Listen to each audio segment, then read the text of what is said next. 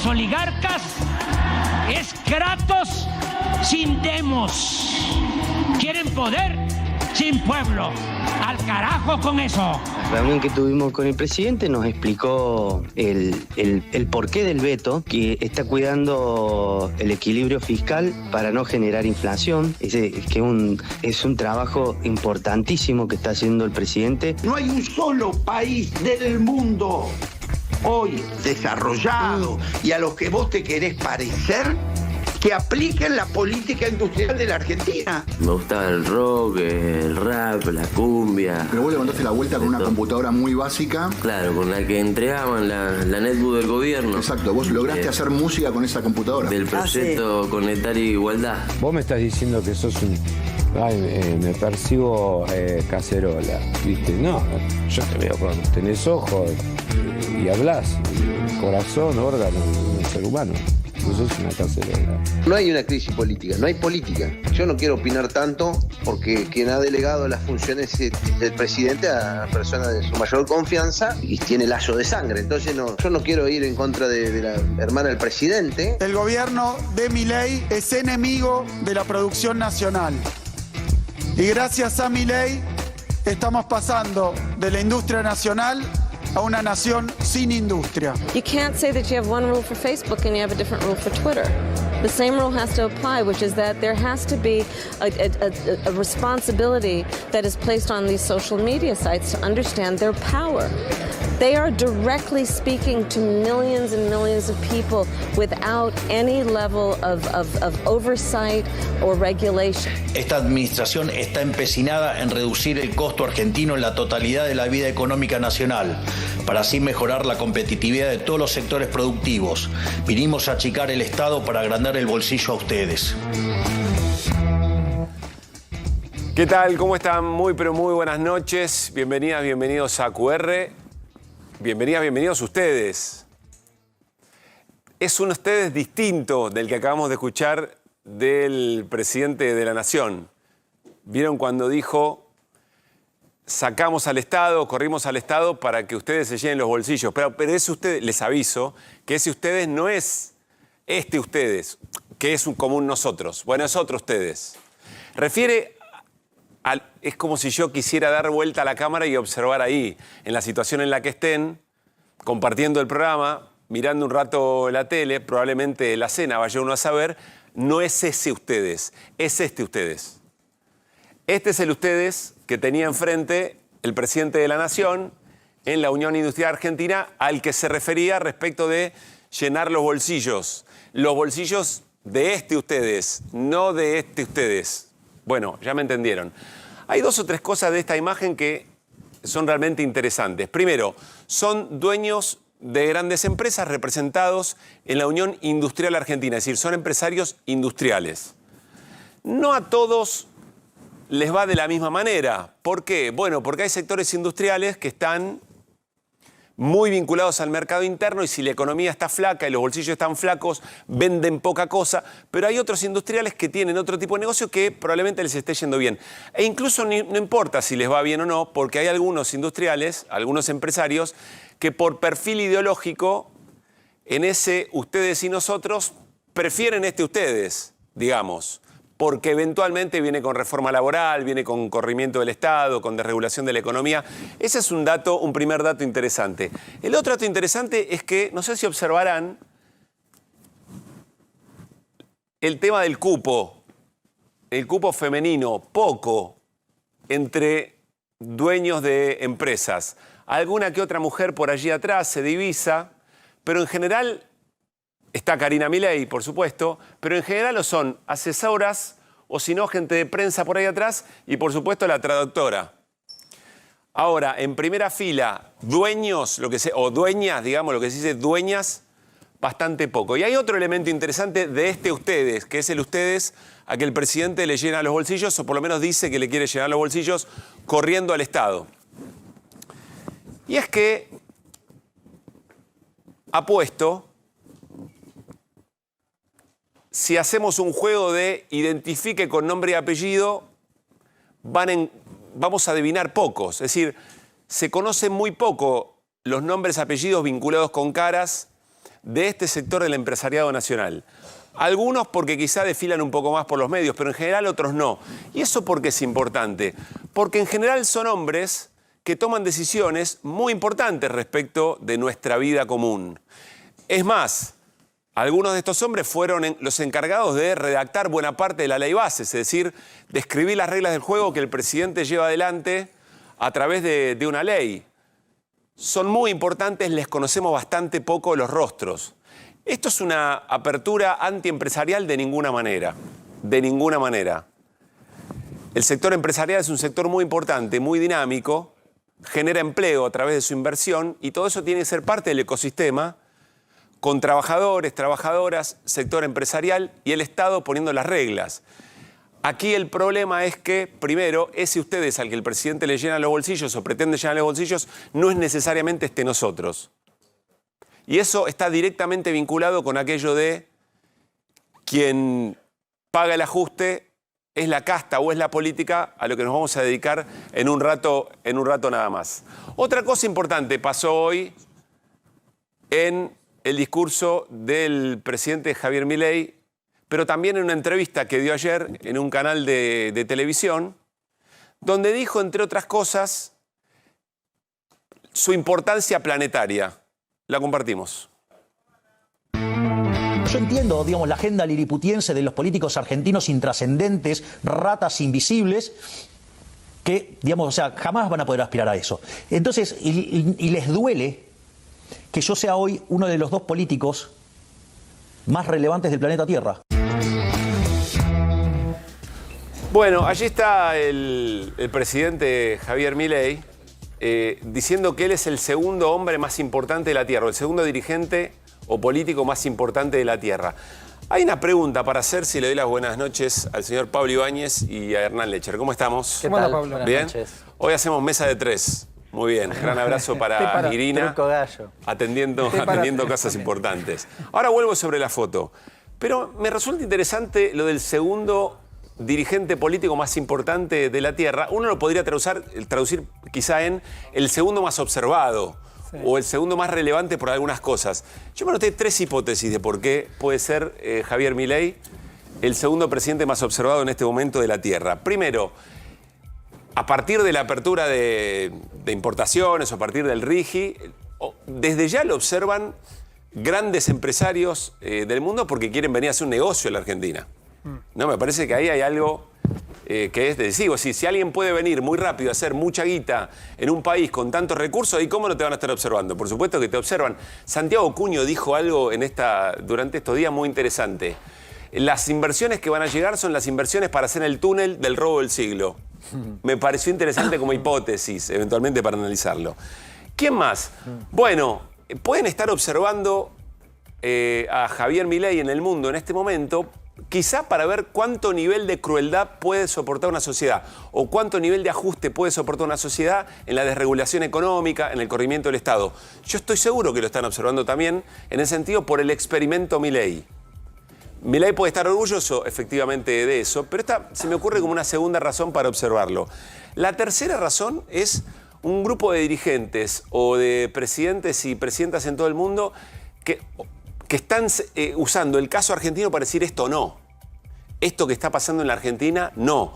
Como una muestra de lo que puede pasar si las ultraderechas en cada uno de sus países donde están avanzando, sobre todo en Occidente, puede llegar a gobierno. Bueno, estas pueden ser razones por las cuales el presidente se sienta el segundo dirigente político más importante de la Tierra. No sé necesariamente si son todas buenas, pero allí el presidente. Si no coinciden, saben que me parece que básicamente, y dicho de manera meramente descriptiva, es una extravagancia. Y como extravagancia está, mirado, cuando él estuvo en el foro de Davos con esos planteos, con el posicionamiento y la visibilidad que le ha dado, por ejemplo, Elon Musk, me parece que sobre todo se convierte en un personaje que lo miran como a veces se puede ver una especie de experimento, a ver cómo funciona. Lamentablemente nosotros vivimos dentro de ese experimento, podrá observar cualquiera. En algún momento, hablando con una persona importante de La Libertad Avanza, me decía justamente que Javier Milei generaba en principio curiosidad y que esa curiosidad debía en algún momento mutar en confianza para que efectivamente lo que él manifestaba y prometía, incluso llevaba a la práctica, en algún momento se vuelva algo fáctico y permita que sea un instrumento de generar confianza, hablando de confianza en los términos de ingreso de capitales, ingreso de inversiones. Sí, claro. Ese tránsito todavía no se hizo, o todavía no se terminó de hacer, por lo menos en el sentido puro, por lo menos cuando uno mira, si querés, organismos multilaterales. Bueno, insistimos, también en ese grado de curiosidad puede pasar también un cuarto elemento, un cuarto grupo que está observando al presidente para que él se autoperciba el segundo dirigente político más importante del planeta Tierra. También puede ser que él sea el que quiere ser mirado, ¿no? Digo, qué sé yo, porque bueno, está la política tiene un ego a sí mismo. Pero la política tiene un ego, está bien en un dirigente querer ser mirado. Sí, no lo digo mal, lo que digo es mirado. ¿Y mirado por quién? Claro. Lo digo primero porque él se autodefine así. Yo soy el más mirado. Bueno, no sé, ¿en base a qué? ¿Cuál es el dato concreto? Hice una encuesta con los presidentes. ¿Son los presidentes los que tienen que mirarlo? ¿Es para qué? Bueno, pero recuerdo también por quién ser mirado. En algún momento Néstor Kirchner discutía con Nielsen cuando estaban discutiendo la deuda y entonces lo manda y le dice, no, si voy con esa propuesta a Italia me van a sacar a patadas. Mirá, si volvés sin esa propuesta, acá te van a sacar el pueblo a patadas. ¿Para qué? ¿Quién querés ¿Quién que te mira, los argentinos o los de afuera? Bueno, porque esto es importante. Va en línea con lo que había dicho también. Nadie está viendo, todo el mundo está viendo el milagro argentino menos los argentinos. Claro, él lo dijo en su momento. Y digo, si te mira el de afuera, ¿por qué te mira? ¿Por extravagancia? Porque la verdad que para nosotros, como negocio, porque le vas a entregar la Argentina, que es donde yo más me inclino. Porque digo, ahí están poniendo la lupa diciendo, bueno, si esto sale bien, este experimento a costa de los argentinos, nosotros nos hacemos flor de negocio, diría Elon Musk, del otro lado, ¿no? Y me parece que también hay otra categoría que es muy Milei, que es todo al borde planetario, digamos. Es el ajuste más grande de la historia, de la humanidad. Él es el segundo personaje. Menos, ¿no? El otro día, hablando con un funcionario, en realidad con un consultor, que estaban viendo unos datos sobre cierta caída en la expectativa económica y decía, bueno, ¿qué querés? Me banqué la corrida más importante de la historia. ¿Te acordás cuando tuvo aquel tema con el Banco Macro? Sí. El billón de las operaciones que hizo. Bueno, también todo tiene una dimensión mayúscula. Todo es enorme y me parece que también está en ese marco. Si hubiera vida la misma extraterrestre galáctico. ¿No? Si confirmada, perdón. Claro. Si hubiera confirmada la vida extraterrestre. Bueno, les decíamos, es muy interesante el ustedes y el nosotros, ¿no? Siempre en la dirigencia política, ¿a qué se refieren con el ustedes y con el nosotros? Muy probablemente eso explique buena parte de a quién se le dirige el diseño de las políticas públicas. Volvamos un poquito al ustedes de Javier Milei, es decir, hacemos el ejercicio de ponernos en la posición de Milei y a ver a quién estaba observando en el Día de la Industria en la Unión Industrial Argentina. Yo creo que no es un dato menor el hecho de que sepamos muy poco quiénes son estas personas. Vamos al sector a Funes de Rioja, que está al lado de Francos. Claro, a la izquierda de su pantalla está Funes de Rioja, es el titular de la UIA, no es un industrial, es un abogado, alguien le decía hoy patronalista, distinto de laboralista. Y un dato importante que ahora te voy a decir con Funes de Rioja. Quizá no conocemos las caras, quizá no conocés tampoco los nombres, por ejemplo está Adrián Kaufman, pero sí conocés lo que representa, es Arcor. Claro. Quizá no conocés a Miguel Rodríguez, que es el número 2 de la UIA, el señor canoso de bigote, pero también es de Sinteplas, una empresa importante. Más allá está Pino de la Sociedad Rural, más allá está también Greenman de la Cámara de Comercio, está Weiss de la Cámara de la Construcción, Ledesma, Nogués está por ahí de Ledesma. Digo, posiblemente no conozcas ni la cara ni los nombres, pero conocés perfectamente la marca, lo que eso indica y el peso histórico y el valor que tiene. Para no hacer comparaciones odiosas, quedémonos en los límites de este mismo gobierno. Bueno, son los nombres propios, responsables de las empresas a las que este gobierno les dice, che, acompáñennos. O no especulen con los precios. Ahora que le sacamos el impuesto país, bajen un poquito los precios, por ejemplo, de los alimentos. Por eso son personas tan importantes y representan intereses tan importantes, porque son parte del juego de lo que nos pasa cotidianamente. La gran trampa a veces es sacarlos del juego de la política, ¿no? Como si fueran otra cosa muy distinta de la política, pero son parte de quienes hacen, redactan, depende de los gobiernos, a veces hasta los incluyen en los mismos ministerios de Economía. El gobierno que más admira, el gobierno de Javier Milei, que es el de Carlos Menem, puso directamente un empresario del Ministerio de Economía. Sí. ¿No? De Bujeiborn en su momento. Sí. Por eso son tan importantes y es parte de nuestra cultura política saberlo. Después cada quien puede pensar lo que más guste. Bueno, me voy a ir con Hernán a la pantalla porque ya está con nosotros Elio del Re, es industrialista pyme, estuvo, si no me equivoco, en esta reunión hoy temprano en la Unión Industrial Argentina y además es presidente de ADIMRA, que cumple 120 años y se va a mandar flor de encuentro. Creo que es el primer encuentro latinoamericano de empresas industriales. Un evento sumamente importante, dentro de unos días ya les vamos a dar el dato, pero vamos a recordar un poco en dónde estamos parados y paradas respecto de la industria en general, en el Día de la Industria ni más ni menos y con todo lo que significa para la soberanía de un país. Vamos a la pantalla con Hernán y nos vamos a encontrar con estos datos que son verdaderamente importantes. Bueno, una carátula que ya conocemos, Pymecidio, que se basa en datos, no es una opinión y tiene que ver con lo que está pasando con las pequeñas y medianas empresas. Hernán. Sí, sobre todo en el sector industrial. Hoy, Día de la Industria, en la Argentina has tenido la desaparición de al menos 10.000 pymes en el último tiempo, desde diciembre del año pasado, pero sobre todo en el sector industrial el impacto ha sido muy significativo, con algo que venimos sosteniendo desde hace rato. El sector industrial de todas formas la está aguantando, está bancando la parada, tratando de sostener los puestos de trabajo y, si querés, el nivel de actividad.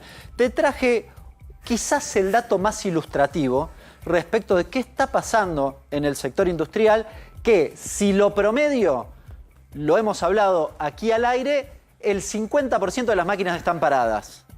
Te lo traje abierto por actividad para que veas que no es que un sector, dos sectores, tal vez tres sectores están complicados, sino que todos están complicados. Uso capacidad instalada es la cantidad de máquinas en marcha que tiene una empresa, una fábrica, ¿no? Exacto. Entro a la empresa a ver cuántas máquinas están funcionando. De 10, ¿cuántas están funcionando? Bien.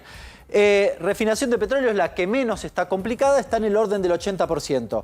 Que de todas formas, si te fijas un poquito abajo, te puse el número respecto del año anterior. Es decir, de todas formas, el mejor de los sectores ni siquiera le gana al año anterior. Sí. Bien, el mejor de los sectores. Eso quiere decir que 8 de cada 10 máquinas están funcionando en un sector privilegiado en este momento, ¿no? Sí. Vamos a la otra punta. Sí. Estamos hablando de junio del 24, que es el último dato disponible. Fíjate el tabaco. Casi... Tremendo el dato. Sí, el 35% en funcionamiento, es decir, tenés un 65% de la máquina, bastante más de la mitad, que no está funcionando. En el sector automotriz ahora se recuperó un poco en julio, pero la situación era bastante crítica, sobre todo en los primeros 6 meses. Caucho y plástico, también un escenario muy magro. Edición, impresión. Fíjate los niveles de uso de la capacidad instalada. Sí, estás en el orden del 40, 6 de cada 10 apagadas. Sí. Metal mecánica, ahora vamos a hablar con Elio del Re, 40%. Hay empresas que han cerrado este sector. Por ejemplo, Talleres Belgrano, 78 años de historia tenía. Cerró recientemente. Fabio Hermanos también, una bulonera. Asindar encontramos allí. Asindar tuvo un primer semestre muy magro y anunció suspensiones para este segundo semestre. Bueno, el caso de las textiles, tenés allí muchas textiles que están en La Rioja, en Catamarca, en Tierra del Fuego, en fin, en la región metropolitana y demás. También solo no llega al 45% del uso de las máquinas. Cuando vas a ver las empresas, te puedo garantizar que esto lo he visto con mis propios ojos en muchas de las actividades textiles. Podría agregar el calzado. Sí. Bueno, el escenario, como ves, es realmente muy magro, ¿no? Un día de la industria donde hay poco para festejar. Bien, gracias Hernán. Nos vamos a ir a la mesa con Elio del Re, el titular presidente de ADIMRA, pero vamos a repasar lo que hoy el presidente Javier Milei dijo, entre otras definiciones, en la Unión Industrial Argentina, conmemorando, digamos, este día importante para un país en términos generales, ¿no? Por la creación de empleo, por lo que significa producir productos para la exportación y su propia soberanía productiva. Dale. El mito de que la libertad en la economía es perniciosa para el desarrollo industrial. Ningún país quebró por abrirse al comercio internacional. Todo lo que lo hicieron progresaron, de hecho. ¿A quién se le puede ocurrir de semejante disparate? Y lo único que es pernicioso para el desarrollo industrial es tener un Estado elefantiásico montado a sus espaldas. Esta administración está empecinada en reducir el costo argentino en la totalidad de la vida económica nacional, para así mejorar la competitividad de todos los sectores productivos. Vinimos a achicar el Estado para agrandar el bolsillo a ustedes.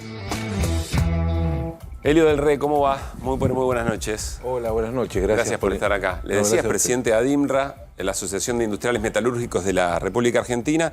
Estaba repasando la fecha, se nos viene el 12 de septiembre, primer Congreso Metalúrgico Latinoamericano, un evento, me imagino, muy importante. Sí, un evento muy importante donde esperamos más de 1000 empresarios, donde queremos hablar básicamente de política industrial, porque nosotros entendemos que la salida es con política industrial. Y va a haber muchos de los nuestros contando esto, pero también va a haber gente que viene del exterior. Vamos a recibir a gente de Corea, que nos va a contar cómo ellos trabajaron, cómo trabajaron el modelo industrial, gente de la Universidad de Cambridge, gente de Brasil con su plan industrial. Digo, interesante para comparar políticas, digamos, ¿no? Claro, para saber, para que nos den alguna guía hacia dónde tendríamos que ir, porque nosotros creemos fuertemente en la política industrial como salida a este momento que estamos viviendo. ¿Cuál es la escena hoy de la metalurgia en Argentina? Bueno, nosotros hacemos relevamientos, nuestro instituto hace relevamientos todos los meses. El último que tenemos es el que corresponde a julio, porque hoy es el primer día del nuevo mes, digamos. Todavía sí, no siempre va un mes para atrás. Sí, siempre va un mes para atrás. Nos da una caída de 11.7 comparado con el mismo mes del año anterior. Pero claro, eso es el promedio, ¿no? Tenemos sectores que van más o menos bien, algunos... Digo, si nos tomamos las luces del semáforo, decimos, los sectores que tenemos en rojo son seguramente los que están destinados al consumo masivo. Electrodomésticos, lata de tomate, sí, bicicletas, motos. Si tomamos los que están en amarillo, ahí tenemos a sectores que tienen que ver por ahí con la maquinaria agrícola, lo que tiene que ver con el agro, remolques, acoplados. Y estos sectores están en amarillo porque el año anterior fue muy malo. Por la sequía. Claro. Entonces estamos comparando con la seca. Claro. Por eso decimos que están en amarillo. Y hay algunos sectores que están en verde, que son los que tienen que ver, los que están relacionados a la energía. Al petróleo y gas, a la minería, los proveedores de esos sectores están andando bien. Pero con algunos interrogantes. Las importaciones y el RIGI. Elio, buenas noches. La salida es con política industrial, recién mencionabas, y el Zócalo bien lo citaba. Ahora, cuando vos escuchaste, no sé si estuviste hoy en la UIA, el discurso de Milei básicamente plantea que la política industrial en la Argentina es apertura indiscriminada y bajar la inflación. Sí, hoy en la Unión Industrial Argentina se le entregó el libro blanco a Milei, y el libro blanco de la Unión Industrial Argentina básicamente es política industrial. ¿Qué es el libro blanco? ¿Qué contiene? El libro blanco contiene todas las medidas que cree la industria que necesita para salir, para crecer, para desarrollarse. Digamos, básicamente es un conjunto de medidas que fue trabajado por la Unión Industrial Argentina, y cada uno de los sectores aportamos lo que nosotros creemos necesario desde nuestro sector. Eso se lo entregamos hoy al presidente de la Nación y quedamos a la expectativa. ¿Tenés expectativa de que le dé bola, dicho de manera coloquial? A ver, lo que nosotros no podemos renunciar a esto, porque estamos convencidos que el camino es por acá. O sea, claramente tenemos que seguir trabajando en este rumbo. Trataremos de convencerlo. ¿Qué puede hacer dice el libro, lo que dice el libro blanco y lo que está haciendo el gobierno machea, dicen las juventudes. Nosotros creemos que el gobierno nacional se dedicó a hacer macroeconomía. Entendemos que hacía falta hacer macroeconomía en algunos aspectos. Creo que llegó el tiempo de la economía real, de la economía de todos los argentinos. Empezar a trabajar la micro y empezar a sensibilizar a algunos sectores para que empiece el crecimiento. En ese aspecto es básicamente ayudar a que se reactive el consumo, o digo, como regla general, o hay cuestiones específicas donde el gobierno, ustedes dentro del del ecosistema de pensamiento de Javier Milei. Uno no puede, por lo que dice y por lo que piensa, creo que no renuncia a imaginar algunas medidas. ¿Qué es posible? No digo, hay medidas que tienen que ver con el consumo, que son los bienes que van al consumo, pero hay otros que tienen que ver con la inversión. Sí. Nosotros somos la industria de industria, si queremos, aquellos que proveen de maquinaria y equipo a los demás sectores industriales. O sea, y mucho de eso tiene que ver con la inversión, promover la inversión, la amortización acelerada, digamos. Esas son las herramientas que nosotros creemos necesarias para que la rueda empiece a girar. Ahora, Elio, yo te preguntaba antes, y Pablo un poco insistía en el sentido de la intención que tiene el gobierno y Milei en la política industrial. Yo te lo preguntaba porque yo no encuentro, la verdad, políticas beneficiosas para la industria en estos meses, sí en detrimento de la industria, y te pregunto por una en particular. Ustedes tenían expectativas respecto de la ley base, que por ejemplo en la reglamentación se beneficiara a la industria metalmecánica con ese 20% de valor agregado. Pero el gobierno incluyó la obra civil, lo cual a usted lo dejó afuera. Sí, es cierto lo que comentás, en la reglamentación se incluyó la obra civil. Creo que pudimos incidir en algunas cosas, en el trabajo que se hizo con los proveedores, la determinación del proveedor nacional creo que fue mejor que lo que decía la misma ley, la reglamentación ayudó ahí y creemos que una sola reglamentación no termina con el RIGI, creo que viene la segunda parte. Así que seguimos trabajando, es lo que nos toca como dirigentes. Hoy ¿no? por hoy el RIGI, ¿en qué beneficia a este sector de industria? Bueno, este sector de la industria es el sector que provee las máquinas y los equipos a esos sectores. Pensemos que el RIGI está dirigido a la minería, al petróleo y gas. Creo que nosotros hicimos un trabajo el año pasado donde entendíamos claramente cuáles eran un trabajo de política industrial justamente, donde se lo entregamos a los candidatos a presidente y después se lo fuimos presentando a los diferentes gobernadores de la provincia de Buenos Aires, donde entendemos sintéticamente que los drivers de desarrollo de la industria metalúrgica son petróleo y gas, la minería, la movilidad, la agroindustria, todo cortado transversalmente por la industria 4.0 y las exportaciones. Eso es lo que pensábamos en el 2023 para el 2024. Y seguimos pensando que el camino es ese. Y tenemos que potenciarlo por ahí. ¿Y qué no? Porque yo creo que se coincide, incluso alguien puede escuchar de afuera y decir, bueno, el presidente también pone el foco en lo que tiene que ver con petróleo, con energía, con desarrollo. ¿Qué falta en el resto de la foto, digamos? No, el tema es cómo lo desarrollamos. Nosotros entendemos claramente que tenemos que hacer o desarrollo del producto o desarrollo del proceso, y es ahí donde nosotros jugamos. Digamos, podemos desarrollar el producto, podemos desarrollar el recurso natural o podemos desarrollar el proceso para la extracción del recurso natural. Creo que la virtuosidad de la economía, de nuestra economía, de la Argentina, pasa por ahí. Y ahí estaría el desarrollo. Valor agregado. Pero el RIGI no establece básicamente para las empresas que ingresan importaciones de los productos que vos hacés. De maquinaria, claro. Hay importación, Incluso usada. No, y usada a ustedes no. los habilita a importar. A mí me llama un poco la atención en términos industriales. Te habilita, yo no voy a ser el defensor del RIGI, pero digo, te habilita a importar, sí, a los fabricantes de bienes capital que van a vender a esas empresas. A esas inversiones. El otro día estuvo acá Adrián Mercado y decía que había en muchas empresas subasta de maquinaria.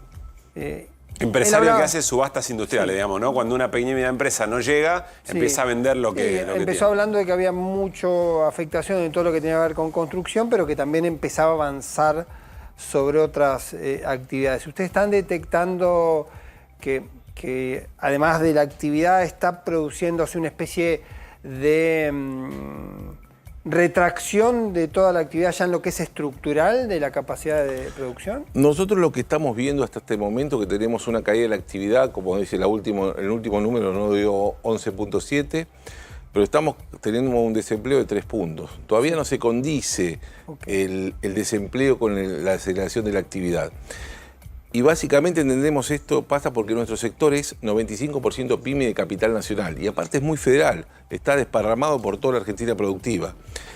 Y cuando nos desparramamos por la Argentina productiva, a veces el dueño de la fábrica de la metalúrgica y el laburante se encuentran en el almacén. Digo, claro. Y eso genera una...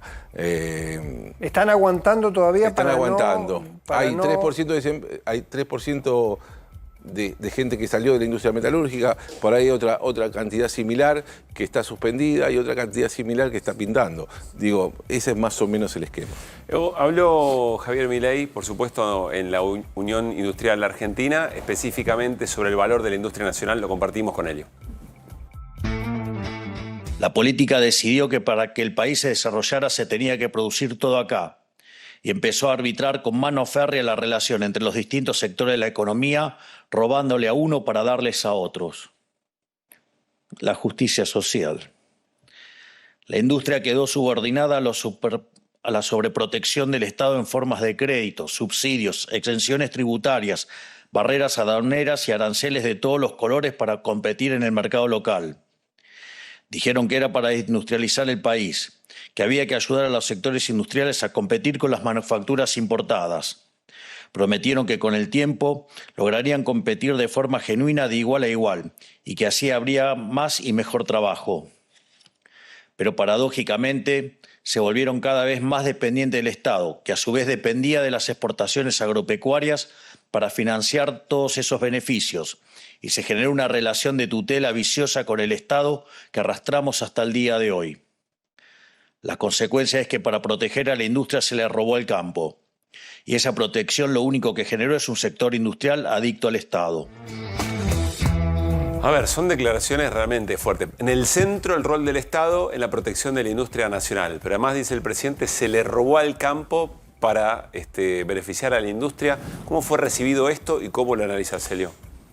Mira, de la forma personal no coincido que eso sea de esa manera, no coincido con las palabras del presidente de ninguna manera.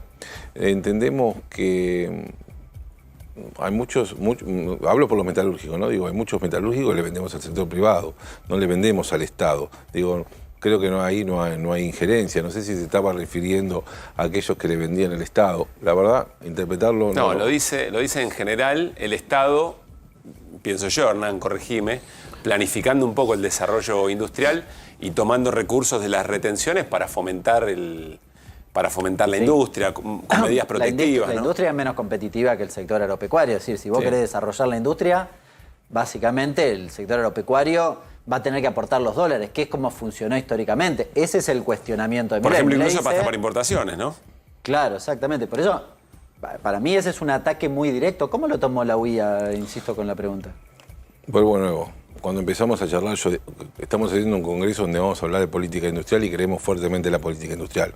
Digo, ahí está claramente nuestra posición. Ahora, como ejemplo, podemos tomar a la agroindustria. Y yo creo que ahí hay mucho para ver. Digo, un sector que se desarrolló junto al recurso natural. Creo que el mejor ejemplo que tenemos de la Argentina es ese. Un sector que se desarrolló en conjunto al recurso natural, que no solamente vende la maquinaria, sino vende un sistema y lo vende al mundo, y vende lo que es la siembra directa, y vende maquinaria de punta y exporta a 120 países. Creo que el mejor ejemplo es ese, y creo que es el camino que tienen que ir los demás sectores como driver de la economía. Elio estuvo también en Ituzaingó. ¿Por qué mencionó Ituzaingó? Porque allí hizo un acto por el Día de la Industria el gobernador de la provincia de Buenos Aires, Axel Kicillof. ¿Qué es lo interesante? Bueno, es el gobernador de la provincia en términos de desarrollo productivo más importante por las industrias que efectivamente trabajan en la provincia de Buenos Aires, y sobre todo porque tiene una mirada distinta, que es antagónica, sobre el rol del Estado en la promoción industrial. Vamos a compartirlo.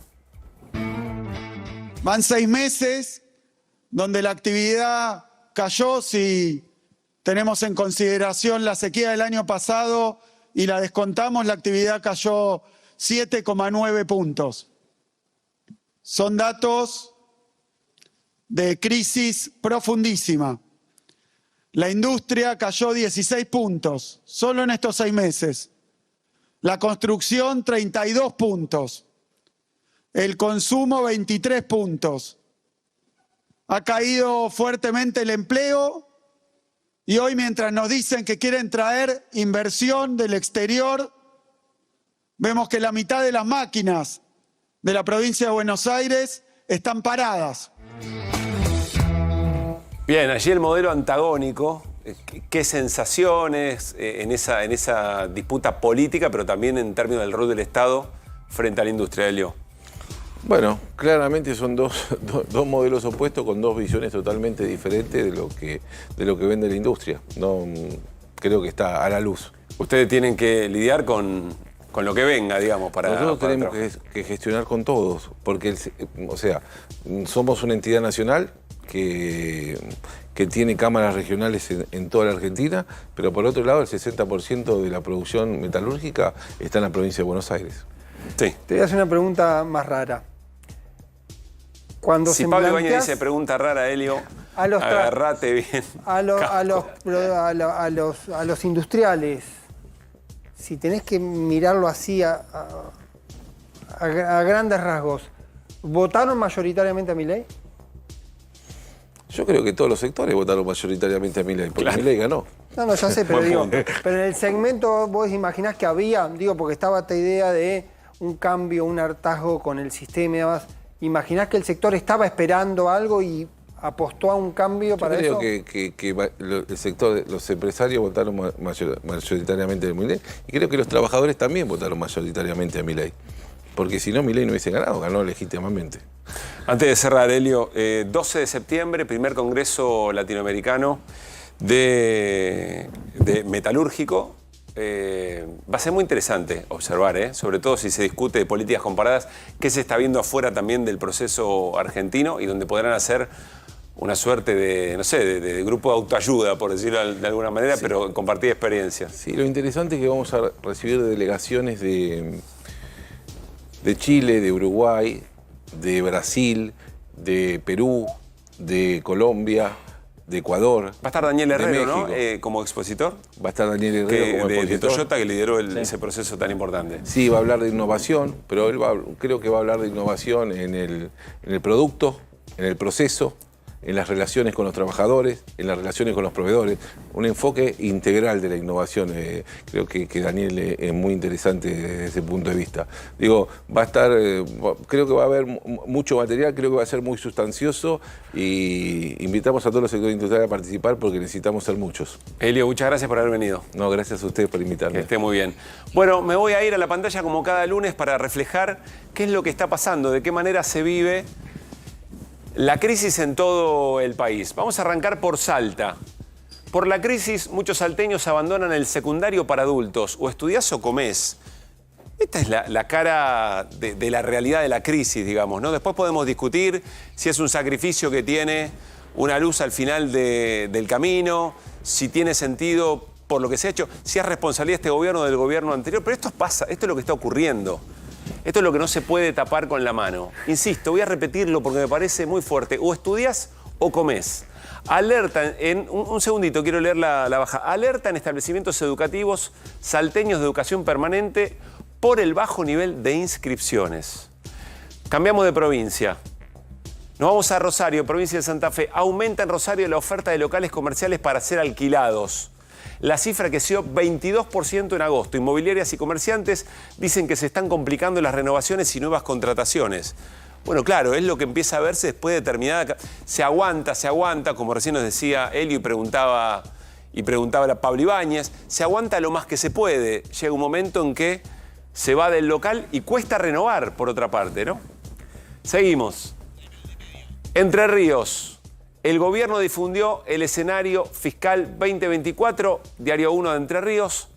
El escenario fiscal está marcado por la caída de las fuentes tributarias. Se tomaron medidas permanentes y transitorias para contener el gasto. Hernán Lecher sabe traducir estas cosas. Medidas permanentes y transitorias para contener el gasto, ajuste, que se traslada efectivamente a las provincias con un escenario fiscal 2024 muy complicado, esto en Santa Fe. ¿Qué más?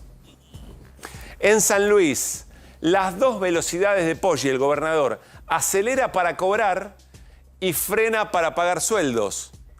Estamos viendo las crisis en las provincias producto, entre otras cosas también, por algo que explica el equilibrio fiscal del gobierno de Milei. El freno de las transferencias y el freno de la obra pública que dinamiza la actividad. Esto en el Diario de San Luis. ¿Qué más? Chaco. Nuevos precios de la nafta en Resistencia. Acumula una suba del 200% en 9 meses. En Buenos Aires la nafta apenas superó los 1.000 pesos. En Chaco se aproxima a los 1.200 pesos. Y esto tracciona al resto de las actividades. Diario de Chaco, en este caso. ¿Qué más? Prestan atención a esto en San Juan, el Ancasti. La gente seguirá colgándose de la energía pese al riesgo de vida. Es la empresa de electricidad de la provincia, o una de las. La gente seguirá colgándose de la energía pese al riesgo de vida. ¿Cuántas veces lo hablamos? Colgarse es un riesgo. Después aparecen incendios en los barrios populares, aparecen las noticias, las víctimas que hay que lamentar, o la pérdida, en todo caso, de la vivienda.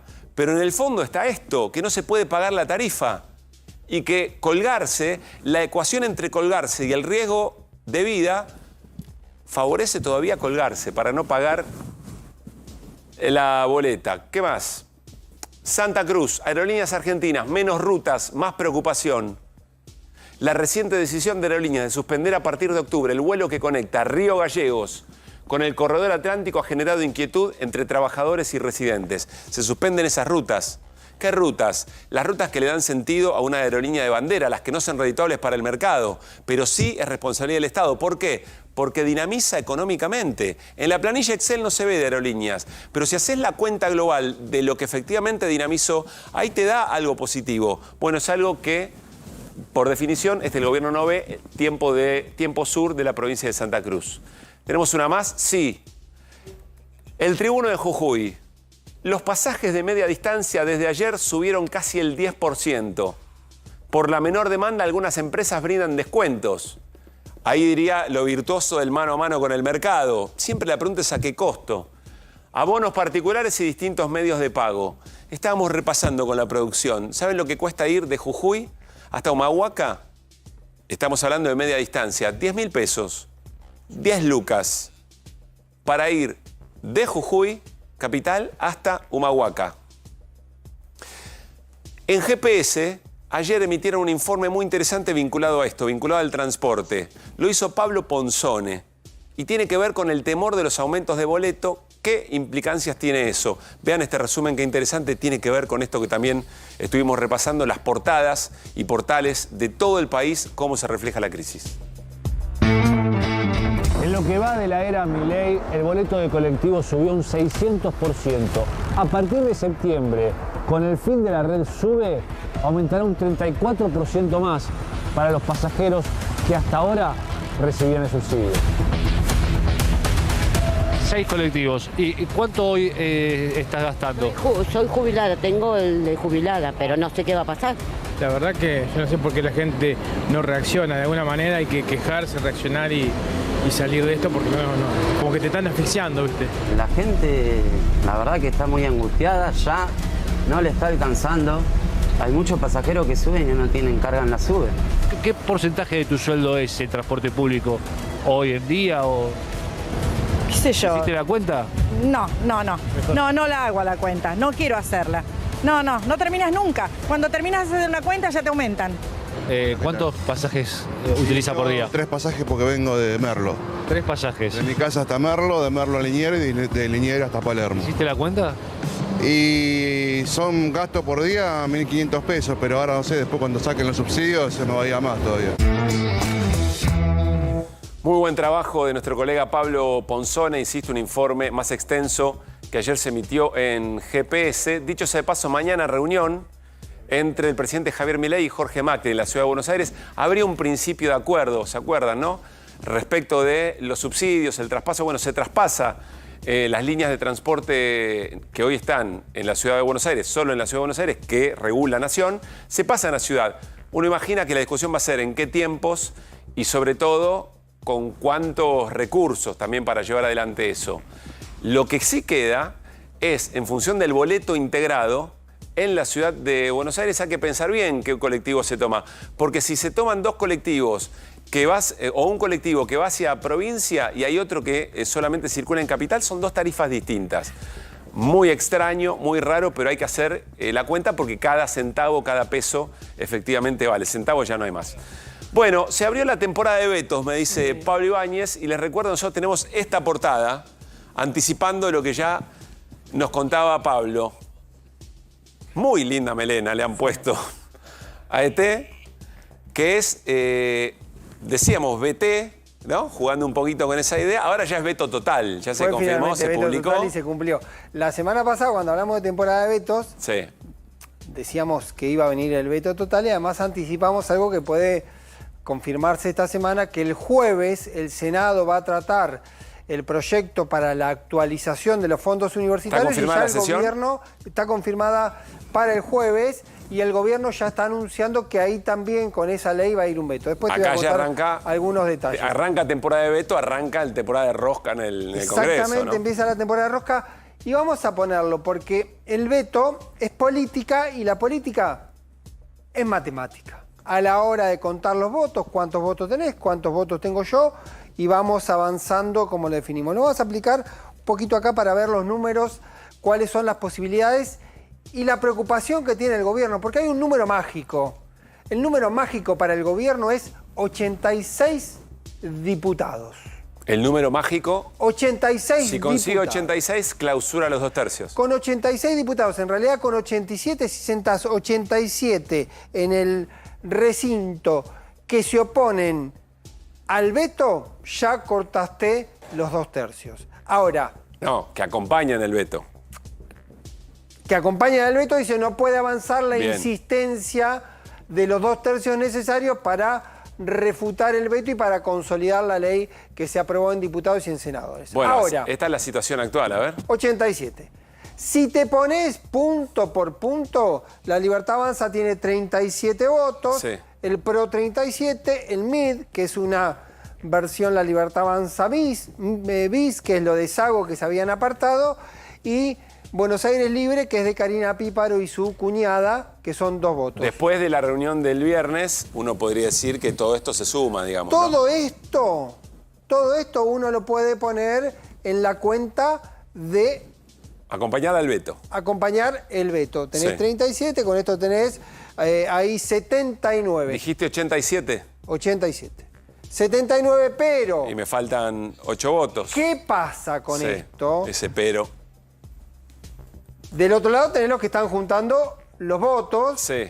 para consolidar los 2/3 e insistir y que el veto quede desactivado y que quede vigente la ley que aprobó el diputados y el Senado. Estamos hablando de la recomposición de jubilaciones de un 8% y de una fórmula que haga que no se congele la jubilación. Habíamos hablado con Hernán, estamos hablando de 15.000 pesos, 17.000 pesos aumentando a la jubilación. No perdamos de vista esto.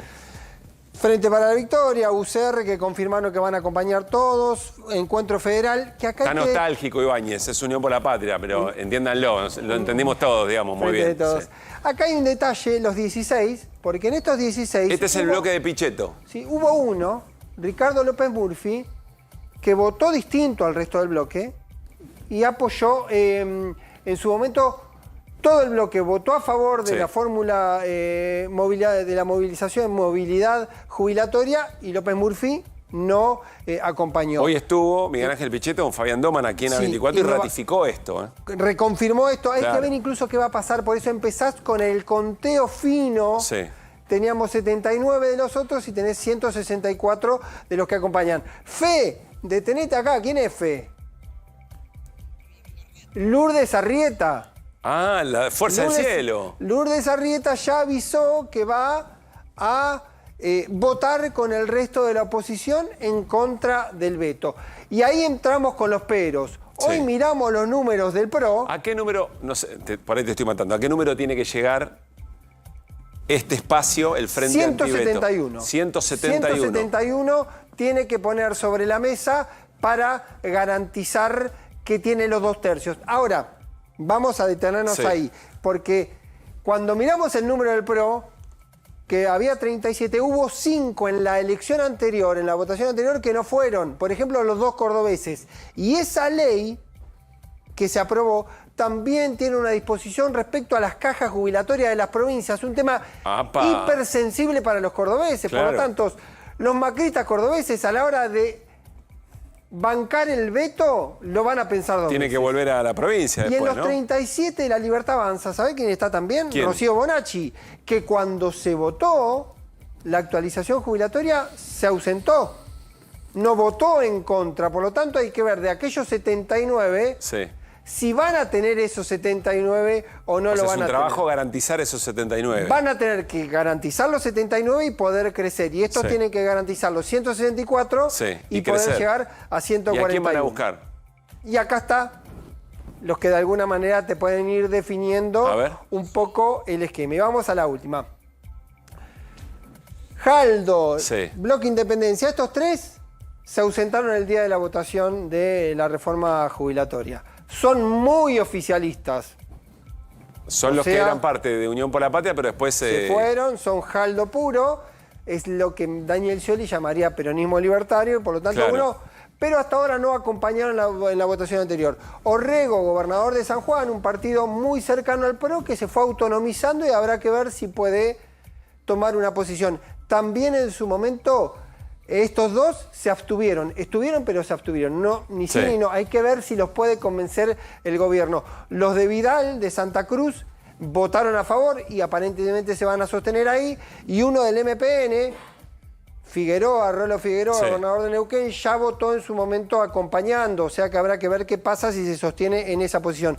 Creo de Tucumán es un suelto que posiblemente se comporte con los tucumanos. Ahora. ¿Son dos tercios de todos o son 2 tercios de los presentes? 2 tercios de los presentes. Ahí me diste la llave. Porque además hay otro, los 5 de la izquierda se ausentaron el día, se abstuvieron el día de la votación. El trotskismo, el Frente de Izquierda. Todos los 5 de la izquierda, lo del PO, lo del FIT y lo del PTS, se abstuvieron. Habrá que ver si en ese momento son clave para llegar a los 2 tercios y rompen esta posición de abstención que era como una especie de decir lo que se le está dando a los jubilados es poco, hay que darle más, por eso tampoco acompañamos eso.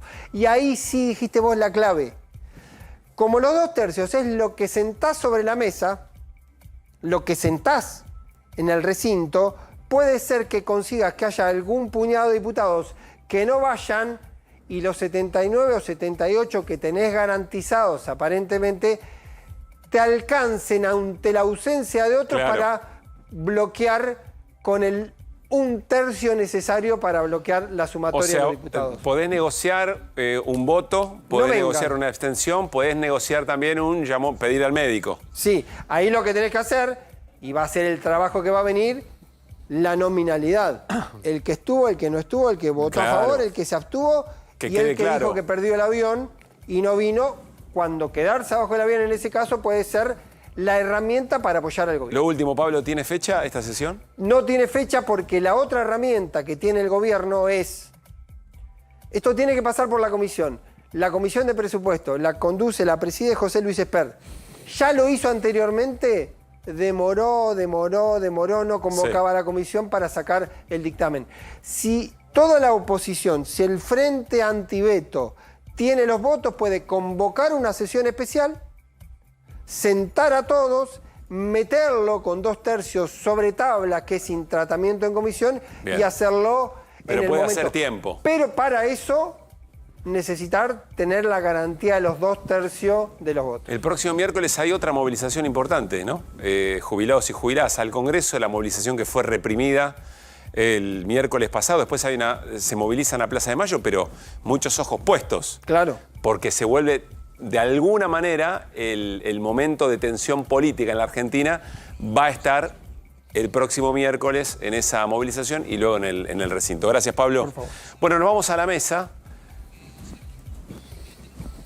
Vamos a compartir muchas cosas todavía en QR dentro de un rato. Hoy vamos a inaugurar una sección que es el VAR. No es el penal sobre Copetti, que reclamamos con Pablo Ibáñez del sábado por la noche, tiene que ver con el VAR de la política y les va a interesar. Vamos a volver sobre un discurso de Javier Milei. Vamos a hablar sobre la reglamentación de la ley de acceso a la información pública, algo que decidió hoy el gobierno, muy importante. Viene Paula Moreno de FOPEA para charlar con nosotros. Hay mucha preocupación respecto del secretismo que el gobierno busca sobre la información pública. Y también vamos a hablar de lo que está ocurriendo en la provincia de Neuquén. Mencionaba recién Pablo Ibáñez a Rolo Figueroa, su gobernador. ¿En qué sentido? Educación, porque trabajadoras y trabajadores de la educación en Neuquén la están pasando muy, pero muy mal. Parecido a lo que ocurre en Entre Ríos, ¿se acuerdan? Semana pasada, y esto que les decimos siempre, ¿dónde está la chispa que vuelve un conflicto en provincias, en visibilidad nacional? Nunca se termina por saber. ¿Cómo estás? Muy buenas noches. Muy bien, Gracias por estar la aquí. invitación. Muy amables. A ver, ¿qué significa y qué implica, Paula, la modificación o la reglamentación del modo en que lo hizo el gobierno del acceso a la información pública? Un retroceso. ¿Por qué? Un retroceso, bueno, por varias cuestiones. En principio porque estamos hablando de un derecho. Estamos hablando de información, de acceso a la información pública. Y me parece que lo primero que sí debemos marcar, si bien estamos nosotros desde nuestro lugar de periodistas hablando sobre este tema, la primera gran cuestión es que el acceso a la información pública no es un tema exclusivamente de la prensa, es un tema, el primer concepto es que es un derecho y es un bien público. Entonces, en la medida en que no nos apropiemos y discutamos desde ese lugar, la verdad es que estamos complicados. Y además es un asunto que tiene que ver con, digamos, no es una propiedad, no es un espacio donde el Estado o el gobierno pueda disponer discrecionalmente. Y me parece que eso es lo más peligroso del planteo que se hace en esta modificación, que por otra parte es una modificación que establece un decreto contrariando la esencia misma de la norma. Claro, ¿no? hay una ley tema votada en el enorme. Congreso y estamos hablando del modo en que la ciudadanía, más allá de la actividad, la ciudadanía accede a la información que tiene que ver con todos y todas, digamos, ¿no? Con asuntos públicos. Eso, para el que está del otro lado quizás no tiene tan claro, ¿qué es lo que pasaría ahora que no puede hacer en términos de acceso a la información? Pasaría que cualquiera de nosotros está sujeto a una cuestión muy discrecional sobre al momento de pedir información sobre temas que, insisto, tienen que ver con el interés público. Y esto de interés público se pone en análisis. ¿Qué es interés público? Digo, a partir de esta reglamentación. O sea, es una modificación entre lo privado y lo público. Exactamente, lo privado más restringido, pero claro, ¿quién decide qué es privado y qué es público? Exactamente, y eso es lo que... Hay varias cuestiones en ese decreto que son complejas. ¿Quién define qué es privado y qué es público? ¿Quién define qué es buena fe? ¿Quién define, por ejemplo, hay uno de los puntos ¿Por qué lo de buena fe? ¿Qué es lo que señala? Porque hay un punto en el que se menciona esto de la reiteración de los pedidos de informes y de la buena o la mala fe. O sea, que uno podría pedir información con mala fe para molestar. Exactamente, o quién, claro, exactamente. Dicho por quién. ¿La reiteración de pedidos de informes es un acto de mala fe? Y si a mí no me conforma esa respuesta, no puedo insistir. O sea, alguien en esa reiteración, porque también se crearía un registro, podría plantear que, bueno, que esa reiteración es innecesaria porque ya fue respondido. Paula, a ver, entonces, yo podría pedir una cuestión, el gobierno podría decir, lo haces de mala fe y encima queda un registro. Cuando vos vas a pedir vas a hacer un pedido, en esto que hoy está vigente, por cierto, porque no hay nada en contrario, digo, hoy está reglamentado en estos términos, se crearía un registro de las personas que hacen una solicitud de acceso a la información pública. Entonces, desde ese lugar... si mañana vos insistís porque la respuesta no te conformó o porque, bueno, hay algún tema que necesitas replantear, insisto, lo haces como periodista o lo haces como ciudadano, que me parece que ahí está la clave de la cuestión, podrían decirte, yo entiendo que ya se lo respondí, está. Y si insistís, alguien puede considerar que es de mala fe y te meten en un listado. Pueden considerarlo o no. No, el listado es por igual. Los pedidos reiterados, digamos. El listado es porque estás en un listado que, bueno, sos un preguntador serial. O un preguntador de mala fe, digamos, ¿no? Y depende de lo que se interprete. Acá siempre el tema es quién considera que algo es del ámbito de lo privado de lo público. Es decir, porque de alguna forma lo que está haciendo, creo yo, a ver si te entiendo, Paula, esta reglamentación es contrariando la esencia de lo que se votó en el Congreso. Bueno, Es decir, la excepción pasa a ser... la regla. Eventualmente la regla. Lo que nosotros, por lo menos hoy estuvimos chequeando también con abogados, especialistas en el tema, bueno, este es uno de los grandes puntos que podría atacarse judicialmente, ¿no? Si efectivamente, primero si hay una contrariedad constitucional y por otra parte si efectivamente esta gran cuestión, ¿no? La reglamentación va en contra de la esencia misma de la norma, ¿no? Otro aspecto que había... que se observaba que podía tener que ver con los movimientos de los funcionarios y demás, y alguien interpretaba que eso podría, por ejemplo, negarse a dar información sobre circulación en Olivos, sobre ingresos a la Quinta de Olivos, con el argumento de, bueno, si tenés movimientos de quién entra y quién no entra, podría ser información usada para conocer desplazamientos de funcionarios. Hay jurisprudencia inclusive de la Corte Interamericana que además lo que marca es que cualquier funcionario público, desde el día que asume ese lugar, tiene una mayor exposición, y así lo asume al momento de elegir, máxime si son funcionarios electos, someterse a ese espacio. La Quinta de Olivos es un espacio público, es un espacio que sostenemos nosotros. El presidente de la Nación es el presidente de todos los argentinos, guste más o guste menos, y lo es 24/7. Claro. No, para detenernos, gracias a la información de la Quinta de Olivos se conoció la fiesta de Olivos. Por ejemplo. Gracias, por ejemplo, pero... Gracias al acceso a la información que se tuvo que dar... Sí, después se filtró la foto, pero es cierto. No, pero la primera información, después empieza a rastrear la foto a partir de quienes habían estado participando de eso. De hecho, por ejemplo, también respecto a Javier Milei... A ver, quiero entender eso. Alguien podría decir, no, alguien podría pedir información respecto de...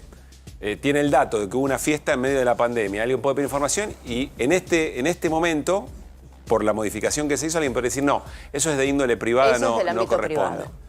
Wow. Paula, ¿hay países que hayan avanzado en este sentido? Es decir, ¿estamos yendo en el sentido de lo que hace el resto de los países o no? No lo tengo tan claro, y no en este momento. La verdad que no te respondería eso con precisión, pero sí... Sí hay como algunos modelos que estamos, hoy también lo conversaba con una colega de otras organizaciones de Latinoamérica, y sí hay como un modelo de cercenamiento del acceso a la información pública, sobre todo en países latinoamericanos. Hay casi diría como un patrón de acción que se mira con preocupación claramente, ¿no? Yo agregaría lo que decías, que buena parte de los... temas que hoy se exponen y se cuestionan políticamente de un lado y de otro, sí, también se lograron esclarecer o mostrar o visibilizar a partir de los pedidos de acceso a la información pública, claro, que hicieron muchos periodistas. Claro. Bueno, el caso de alimentos, Arely Jalad. El caso de alimentos y muchos otros casos también en las gestiones anteriores que efectivamente... cruzaron la realidad argentina, que fueron judicializados y que en algunos casos fue mejor, en otros casos fue peor, pero quiero decir, hubo una actuación desde el periodismo que ni la propia justicia asumió.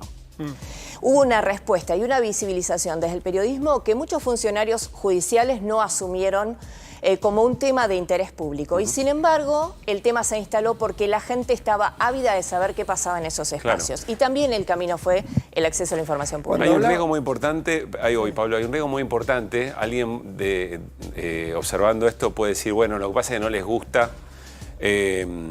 gusta lo que hace Milei, y entonces hay que pensar que estas cosas cuando quedan para los gobiernos también que vienen. Digo, si están analizando esto en el tamiz de la preferencia política. Claro. Que me parece que es eventualmente un error, ¿no? Es un error pensarlo desde ese lugar, y en realidad me parece que lo que nos pasa con estos temas es que no estamos poniendo en valor nuestra institucionalidad. Y además esto de apropiarnos de temas que en verdad son temas de ciudadanía, son temas... La libertad de expresión no es un tema de periodistas, claro, definitivamente. Esa es una muy importante aclaración. No es un tema de periodistas, es un tema de ciudadanía. Cualquier ciudadano puede ejercer ese derecho. Para nosotros es una herramienta, claramente, y que limiten el trabajo de la prensa también tiene que ver con la calidad democrática. Pero lo que está diciendo no es un planteo corporativo. No es un planteo corporativo de ninguna manera. Ahora, también es cierto que hay silencios que truenan, que hoy lo que ha sucedido en el país es muy grave y sin embargo lo estamos planteando desde los medios, lo están planteando muchas organizaciones del tercer sector. ¿Qué silencio te llama la atención o te preocupa? Me llama la atención o me preocupa, esa es la palabra, me preocupa mucho el Poder Legislativo, me preocupa la no actuación de oficio de la justicia, me preocupa que quienes tienen responsabilidades institucionales no tengan mucho para decir al respecto, no haya reflejo inmediato. Posiblemente haya una acción judicial, ¿no? Posiblemente. No sé si de oficio o claro. activada, digamos, desde organización. Pensaba también, alguien podrá decir que es un detalle, pero atás los hilos y, por ejemplo, algo que le molestó mucho al gobierno fue que se sepa que gastó más de $1 millón en viajes a distintos puntos del país, de los cuales el 30% de los viajes era exclusivamente para que el presidente reciba un reconocimiento de una organización, entidad, digamos, nada que tenga que ver con el país, sino una cuestión absoluta de marca Milei, reconocimiento de él. Esa información también se supo por acceso a la información pública y Milei suele decir que hay mucha gente que le molesta que viaje, que no lo quieren dejar viajar. Lo dijo hoy. Para andar, para andar por el mundo, digamos, mostrando el modelo argentino. Bueno, esas cosas puede parecer un detalle, pero también me parece que tiene que ver con las cosas que deberían ser, quizás no sea terrible, que no sea determinante, pero sí porque claramente cuando vos no querés mostrar información es porque tenés algo que ocultar claramente. Y porque además hay que saber convivir con el malestar del otro. Porque puede existir, digo, ¿no? Y también el funcionario público está expuesto a eso, como lo estamos los periodistas, ¿eh? Los periodistas también tenemos mucho para mirar hacia adentro, interpelarnos en nuestra actuación. Me parece que ahí también hay mucho para revisar. Pero definitivamente tiene que ver con eso, con convivir con la diferencia. Paula, una última pregunta, cambio brevemente. El tema no es tan distinto. Se mostró Fopea muy preocupada por el hostigamiento. No es casual, a través de redes sociales y con ciertos usuarios, en principio muy vinculados al gobierno respecto de la acción periodística, de distintos palos, de distintas miradas, con distintas subjetividades, ¿no? ¿Cómo están viendo esto? ¿Cuánto les preocupa? Con mucha preocupación porque, otra vez, la sensación es que hay un micromundo en redes, sobre todo en X, digo, donde hay un aparato muy fuerte de cuestionamiento a quien piensa diferente. A mí me preocupan, debo decir, dos cuestiones ahí. Me preocupa esa situación instalada en redes y cómo eso, de alguna manera, hace pie en medios tradicionales. Y también nos preocupa... ¿Cómo ese hostigamiento se traslada a medios tradicionales? Es decir, sale de redes. ¿Cómo la información o esta situación de hostigamiento y de discusión gritona, permítanme el término, emocional, violenta, el no diálogo, de alguna manera termina siendo fuente u objeto de estudio, pero desde el ruido, digo, en medios tradicionales, en algunos espacios puntuales. Y eso termina amplificando en un volumen muy complejo. La verdad es que nosotros entendemos que hay sí una cuestión muy dolorosa y una mirada muy hostil hacia el periodismo y hacia los periodistas. Nos preocupa especialmente que, insisto en esto, que sea hacia los periodistas, hacia la figura del periodista, la periodista, y nos preocupa especialmente, y nos preguntamos, ojalá que esto no sea así, pero la escala que esto está teniendo, en qué momento puede salir de las redes y trasladarse a otros espacios. Y no estamos viendo que haya moderación en ese sentido. ¿Otros espacios a qué te refieres? La calle, afuera. Bueno, mano a mano. Ya ha ocurrido. La violencia física. La violencia personal, digo, ¿no? Ya ocurrió. Se cumplieron ayer 2 años del atentado contra Cristina Fernández de Kirchner. Ahí hay pongámosle el nombre que quiera, una expresidenta, una dirigente política, que alguien sintió que una enorme cantidad de expresiones de odio o de violencia política en ese sentido se podían trasladar a ese atentado. Pero también hay que decir, no es el único, pero por otra parte, un periodista es un ciudadano más. Aún el más encumbrado y el de mayor ascendencia, el de mayor credibilidad, el de mayor respaldo, si querés, inclusive por el medio en el que esté trabajando, sigue siendo un ciudadano común. Y la relación con un funcionario de primera línea, cuestionando tu trabajo, estigmatizando esa tarea, siempre es asimétrica. No hay manera de enfrentarlo. Agrego algo que hemos charlado con Paula, que me parece sumamente interesante, y de vuelta, en este esfuerzo que hace Paula para entender que no es una cuestión corporativa, sino que incluso tiene que ver con la degradación de la calidad de los debates públicos, que de todas maneras es lo que intentamos hacer, trasladar ideas, herramientas de abordaje para que la ciudadanía discuta los temas comunes. Si todo se vuelve violento, emocional, irracional, bueno, ahí perdemos todos y todas, más allá de lo que significa para el ejercicio. Supongo que coincidís, Paula. Y pierde, creo, además, perdemos como sociedad, porque es imposible sostener el grito constante y termina siendo muy agobiante en una sociedad que ya tiene mucho para analizar y transitar, ¿no? Gracias por haber venido, Paula. No, gracias a ustedes por la invitación. Bueno, vamos a volver sobre temas jubilados y jubiladas. Hoy se oficializó el veto del presidente y el presidente también habló sobre esto. Lo hizo en una entrevista ayer por la noche y dejó algunas definiciones que queremos analizar, o por lo menos a ver si efectivamente el presidente tiene razón respecto a lo que ha pasado con las jubilaciones en este tiempo. Tema jubilados. A ver, el tema de jubilados, las jubilaciones durante el gobierno de Alberto Fernández cayeron, en el pico llegaron a caer 40%, se fueron 30% abajo, ¿y ahora? Con una bomba, 5% arriba. ¿Y respecto de qué? Digamos, al momento en que nosotros asumimos 5% en términos reales, quiere decir que le ganamos la inflación. Y además, como el tipo de cambio, nosotros cuando llegamos al gobierno, el paralelo estaba, el blue estaba en 1.300, hoy está en 1.315. Si lo toma al MEP o al contado con liqui, están cerca de 1.250, con lo cual... ¿Usted dice que los jubilados recuperaron poder adquisitivo? En dólares, fenomenalmente. En dólares, o sea, voló el poder adquisitivo de los jubilados. Para mí habría que avisarlo mejor o más, que en dólares voló el poder adquisitivo de jubilados y jubiladas, pero te lo dejo a vos, Hernán. Yo los veo a los jubilados de la mínima, todos haciendo fila comprando dólar blue. Volando. Los veía en noviembre, sí, después saliendo volando, sobre todo después del VT que tenemos acá. Sí. ¿No? Del veto. Me encanta el peinado, ¿no? Sí, está muy bien. Tiene algunas canas, quizás es un VT jubilado. Bueno, es que pasar por la administración pública. A ver, para clarificar lo que decía recién Milei, claro, te hace el cálculo al dólar blue, que el dólar blue estaba en el mes de noviembre levemente por debajo de los niveles que está hoy. Entonces, claro, vos lo ves y todo el aumento se convirtió en mejora en términos de dólar blue. Ahora, es falso cuando lo ves en términos de poder adquisitivo. Ahí Milei miente, claramente. Miente porque nadie va a comprar con su jubilación dólar blue.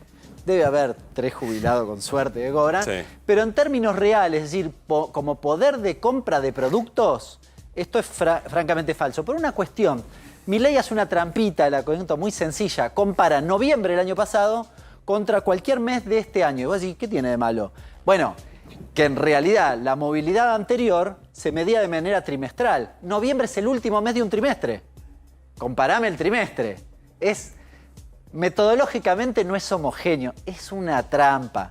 Se nota mucho. Comparame el trimestre contra trimestre. Cuando comparás trimestre contra trimestre no te da más 5, te da menos 5. En el caso de los que no tienen bono. Los que tienen bono, peor aún porque sabés bien, o sea, el bono está congelado. Con rigor metodológico, eso que Milei dice, 5% arriba en peso, en términos de poder adquisitivo, no es así. Con rigor metodológico es menos 5. Es muy fácil de estimar. Hay que agarrar el trimestre. Cualquiera que se dedica a esto sabe... Explícame de vuelta por qué no sirve el último mes de un trimestre. Porque en un trimestre yo te aumento, por ejemplo, en septiembre, pero en octubre y noviembre no te actualizo. Se lo come la inflación. Bien. No puedo, porque si no te comparo contra septiembre te da distinto. No tiene sentido. Sí. Metodológicamente está mal. O si no, comparame con diciembre que tuviste aumento. Qué piola. No te puedo elegir el mes arbitrariamente. Pará de tensar la soga porque se puede cortar y que no se corte. Vos viste que solemos decir que se corta por lo más delgado. Sí. La soga en lo más delgado, ¿qué es? Bueno, probablemente los jubilados. Por eso volvimos a esta imagen que es que no se corte. Y realmente quiero decir que no se corte para los jubilados porque significa el no acceso a cosas muy básicas. Hace falta solo escuchar a los jubilados que lo que quieren es poder comprarse los medicamentos sin pedirle plata a sus hijos. Cosa que hoy ya ocurre. Tan sencillo como eso. Sí, claramente. Pero ¿qué cosas corren o hacen correr el riesgo de que esta soga finalmente se corte? Bueno, la primera cuestión es lo que estábamos hablando, el VT. El veto de la actualización de 8,1 puntos que surge allá por abril cuando el gobierno dice, bueno, vamos a actualizar por inflación porque la fórmula anterior era una porquería. Quiero avisarte que la fórmula anterior, ahora en septiembre, hubiese dado 33%. Y la actualización de Milei dio 13%. ¿Escuchaste bien? Este es un dato importante. Sí. que nadie lo si dice. hubiéramos seguido con la misma fórmula, daba ajuste de 33. En septiembre tenías 33,1. Y va a dar 13. Y ya te tuviste 13. Probablemente ese era el problema. Pero la fórmula anterior era el problema. No, quiero decir, era el problema que mejore tanto la jubilación. Probablemente. Porque se rompía el equilibrio fiscal. Estás dando vuelta el análisis, pero efectivamente eso lleva a pensar que tal vez modificaste la fórmula porque querías que no aumente tanto. No porque era una porquería esa fórmula. Es un análisis muy criterioso cuando terminás viendo los números, porque con la fórmula anterior la mínima hubiese sido más alta que la que tenés hoy. Esto refuerza tu idea central, que repetís todos los programas, que es que si las jubilaciones aumentaran más de lo que el gobierno prevé, se les rompe el plan. Se les rompe el plan, definitivamente. Bueno, veto a la actualización, 8,1 puntos. Se olvidaron en enero, cuando actualizaron en abril, actualizaron desde febrero. No, bueno, enero que sí, que va, que no sé qué. Bueno, ponele 12,5, pero la inflación fue 20,6. Vos ponele 12,5, dale. Nos olvidamos 8,1 puntos, que es lo que se venía reclamando, y lo que veta Milei, además de 1,09 canastas básicas, que te fijaba un mínimo para evitar este segundo gran problema, que es el congelamiento del bono. ¿Por qué dicen menos 52.000, me dirás vos? Sí, es de 70. Bueno, porque el bono es de 70.000 pesos. Sí. Hace 7 meses, exactamente, hasta septiembre, que el bono está congelado. Si se hubiese actualizado del mismo modo que la jubilación, no te pongo un pesito más, nada. Sí. ¿Sabés cuánto hubiese sido el bono? ¿Cuánto? 122.000. 52 lucas menos tiene hoy. ¿Escuchaste? Sí. 52 lucas menos. Cada mes los jubilados cobran 50 lucas menos. Todos los santos meses el jubilado de la mínima por este bendito congelamiento del bono que lamentablemente creemos que va a seguir. Polper B12 más 100... Te hablo raro, a propósito. Me la sé difícil. Yo es un programa para toda Pero, la doctor, familia, me dice, para ¿qué que es entendamos eso? todos y todas. Una vitamina. Es una Un vitamina, complejo sí, vitamínico. doctor. Es una vitamina. Polper ¿Por qué B12. te traje esto? Porque vos sabés que se dejaron de cubrir al 100% algunos Claro. productos Lo contamos el viernes, medicamentos. 44... Sí, efectivamente. Esto es un... Mira. ¿Qué habla Lecher? ¿Qué es esto? Un suplemento. Es un suplemento 12 porque es vitamina. A ver, ¿esto qué pasó para contarlo bien? El ANMAT dijo, no, esto no va más cubierto por el PAMI. El ANMAT fue el que decidió esto. Con lo cual, cuando se sacó la cobertura, que fue en estos días, ¿sabes cuánto aumentó en la última semana? ¿Cuánto? 195%. Multiplicó por 3 su valor. ¿Escuchaste bien? Tienes que ir a ponerlo. Pero en la última semana, no desde que asumió Milei. Cuando lo sacaron, ¿qué hicieron los laboratorios? Ahora podemos subir todo lo que queramos. Déjame trasladarlo a la garrafa. Se desregula la garrafa y el precio de la garrafa se va. Se va el demonio. Ahora, o sea, esto es la libertad. Se me rompe la soga. El efecto de la libertad y, claro, la Se soga. me rompe la soga, Está bien. 200%. Vos comprabas eso y tenés que Están multiplicarlo tirando demasiado. por 3. En una semana, Pablo, en una semana pasó esto. Bueno, la fórmula de movilidad, te lo contaba antes, en realidad es menos 5, ¿ves? Sí. El dato real es menos 5. Si le agrego el dato de los jubilados con bono por el congelamiento es menos 13. O sea, no ganaron. Perdón, ¿comparado con qué? Con el trimestre contra trimestre. Bien. Trimestre septiembre-noviembre, trimestre septiembre-noviembre, interanual. Y la última, que lo pusimos... Si no se corta, hay una más, se va a cortar, Hernán. No, porque la pusimos como con signo de interrogación, porque todavía no pasó. Podríamos agregar otras cosas, pero el gobierno intentó que se eliminara finalmente la moratoria. El Senado dijo no, se suspende esto. ¿Por qué te puse un 10%? Te puse un 10% porque si eventualmente se elimina la moratoria, el 10% de las mujeres es las únicas personas, mujeres, que podrían jubilarse. ¿Solo el 10% de las mujeres en edad de jubilarse? Sí. En el caso de los hombres, el 20%, tampoco es muchísimo más.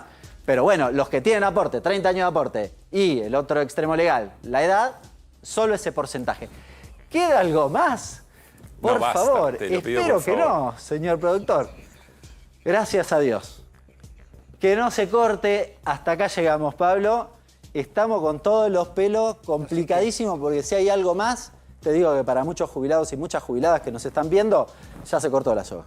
Lamentablemente ya se cortó. Gracias por contarlo, Hernán. Claro, la consecuencia de todo esto son jubilados y jubiladas que van a la calle a protestar, Sí. ¿no? Y entonces aparece este medicamento, no sé si está en la lista de los 44 o no. No, este está incluido, está cubierto, incluido, todo este y demás. 100%. Sí, porque medio que el esquema de esa soga que se corta cierra con esto, con la represión en la calle. Me parece que lo más ilustrativo es jubilados reclamando 15.000 pesos en la calle, reprimidos, cuyo costo fiscal, si se hubiese implementado, es el mismo que el de bienes personales, 0,4 del PBI. Gracias, Hernán. Lo voy a sumar a Pablo Ibáñez porque vamos a inaugurar una sección en este momento y los voy a necesitar a mis dos compañeros de esta mesa de tres, que es hoy QR, homenaje a nuestros compañeros de mesa de 4 de los viernes. La sección que vamos a inaugurar es esta. Es el bar de la política. Agrego de la política en la jornada de hoy porque ustedes pueden decir 2 hinchas de Rosario Central en televisión, 2 de 3 es un montón. A esta y hora podríamos perfectamente ver la patada de Víncula Copetti, si Rubén cae dentro del área o no. Bueno, lo dejamos para otro momento. Eventualmente tiene que ver con un discurso o un tramo del discurso de Javier Milei que le voy a pedir a la producción y al director si podemos frenar en un momento, porque hay para los dos, hay para que vayan al bar tanto Hernán Lecher en economía como Pablo Ibáñez en política. Arranquemos, Gonzalito, dale. Miro todos los indicadores de actividad, están todos mejorando. Está mejorando el empleo, está mejorando los salarios reales. Hace 4 meses seguidos que los salarios reales vienen creciendo. Ni le digo si los miden en dólares.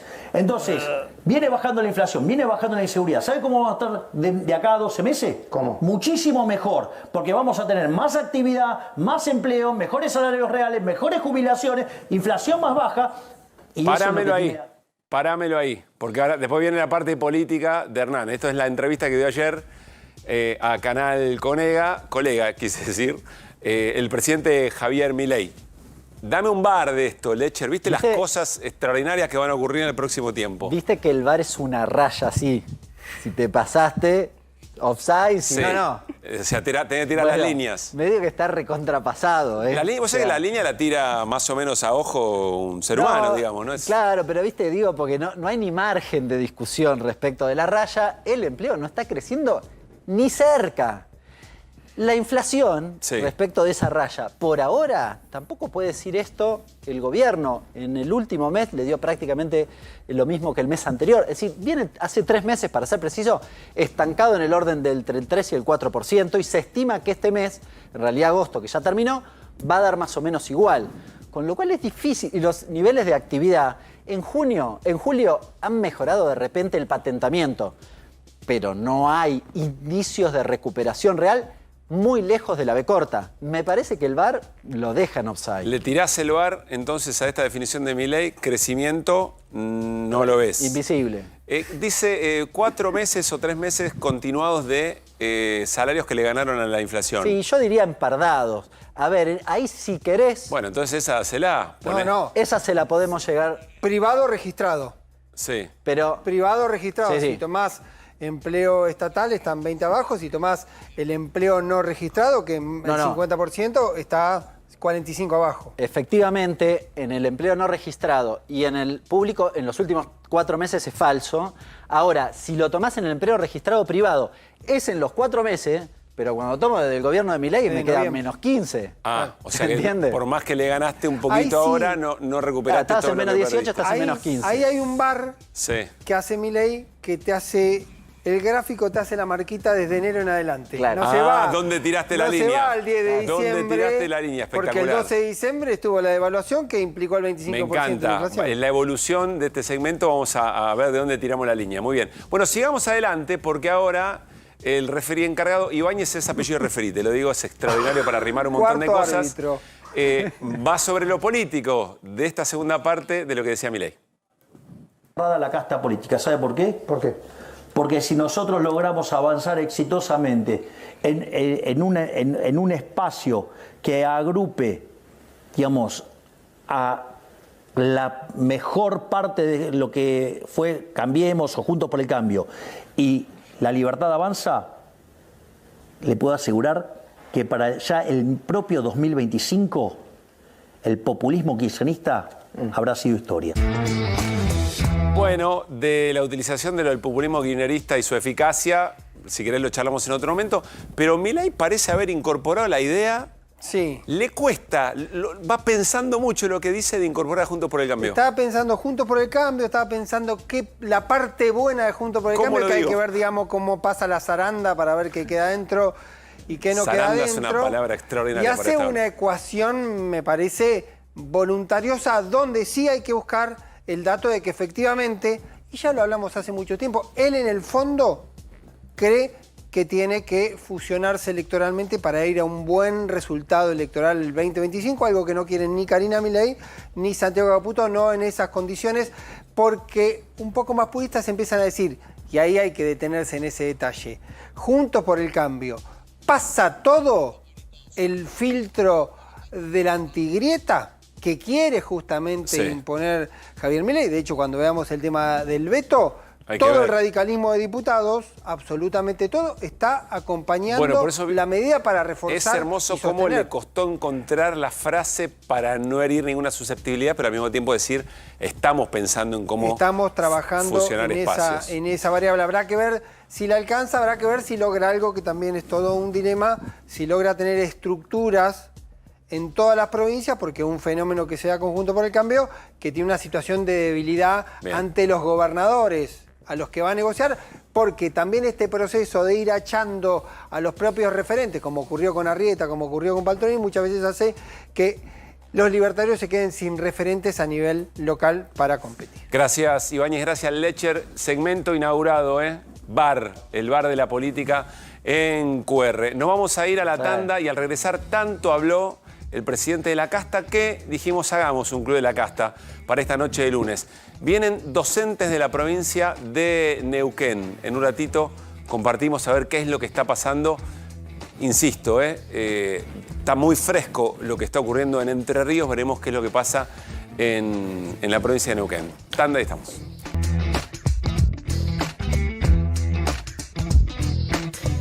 Seguimos en QR, ya nos vamos al Club de la Casta. Algunas aclaraciones importantes vinculadas a la votación del tema jubilaciones, Pablo. Sí, algunos aportes. Dijimos que los 5 diputados de la izquierda, cuando se votó movilidad jubilatoria, se abstuvieron y que se supone que van a formar parte del bloque que rechace el veto y efectivamente están confirmando que están militando para rechazar y habían votado su propio proyecto de movilidad. Sí. En el caso de la votación general se abstuvieron y en ese caso lo que estamos viendo, los 160 votos de ese momento. Y lo otro que me agregan que mañana hay reunión del bloque libertario y ahí también se va a discutir porque podría haber algún otro integrante del bloque libertario que decida no acompañar el veto, y eso también, la necesidad del oficialismo de acercarse a los 86 se puede terminar complicando. Y me decían también que en las propias cuentas que está haciendo el oficialismo, a Píparo y su compañera de bloque, que son dos, el bloque se llama Buenos Aires Libre, las están poniendo ahora como que no estarían acompañando el veto, por lo tanto el número del oficialismo en la foto de hoy se vuelve cada vez más complicado. Estamos en las últimas horas de la semana del descanso. ¿Todavía no cambiaste tu colchón por un Belmo? Hasta 60% de descuento, pagando en 18 cuotas sin interés. Y además los envíos son gratis. Ingresá a belmo.com.ar o visita alguno de los locales para despertar con energía. Con energía voy a despertar. Duermo mejor con Belmo. Belmo, Belmo, Belmo es el colchón ideal. Duermo mejor con Belmo. Belmo, Belmo, con Belmo sueño espectacular. ¿Querés cuidar tus ahorros y no sabés cómo invertir? Yo te recomiendo Banco de Joyas. Podés conseguir lingotes desde 1 gramo, pagar hasta en 12 cuotas, encontrarlos en la tienda online o acércate al Salón de Avenida Corrientes 2822, casi esquina Pueyrredón. ¿Te interesaría invertir en oro de manera segura y sencilla? Te presentamos nuestros nuevos lingotes de oro 24 quilates. Aprovecha la preventa y empezá a invertir. Nosotros te ayudamos. Confía en Banco de Joyas. Yo hice campaña diciendo que voy a hacer el ajuste y que el ajuste no lo paga la gente de bien, lo pagan los delincuentes, lo paga la casta, lo paga la casta.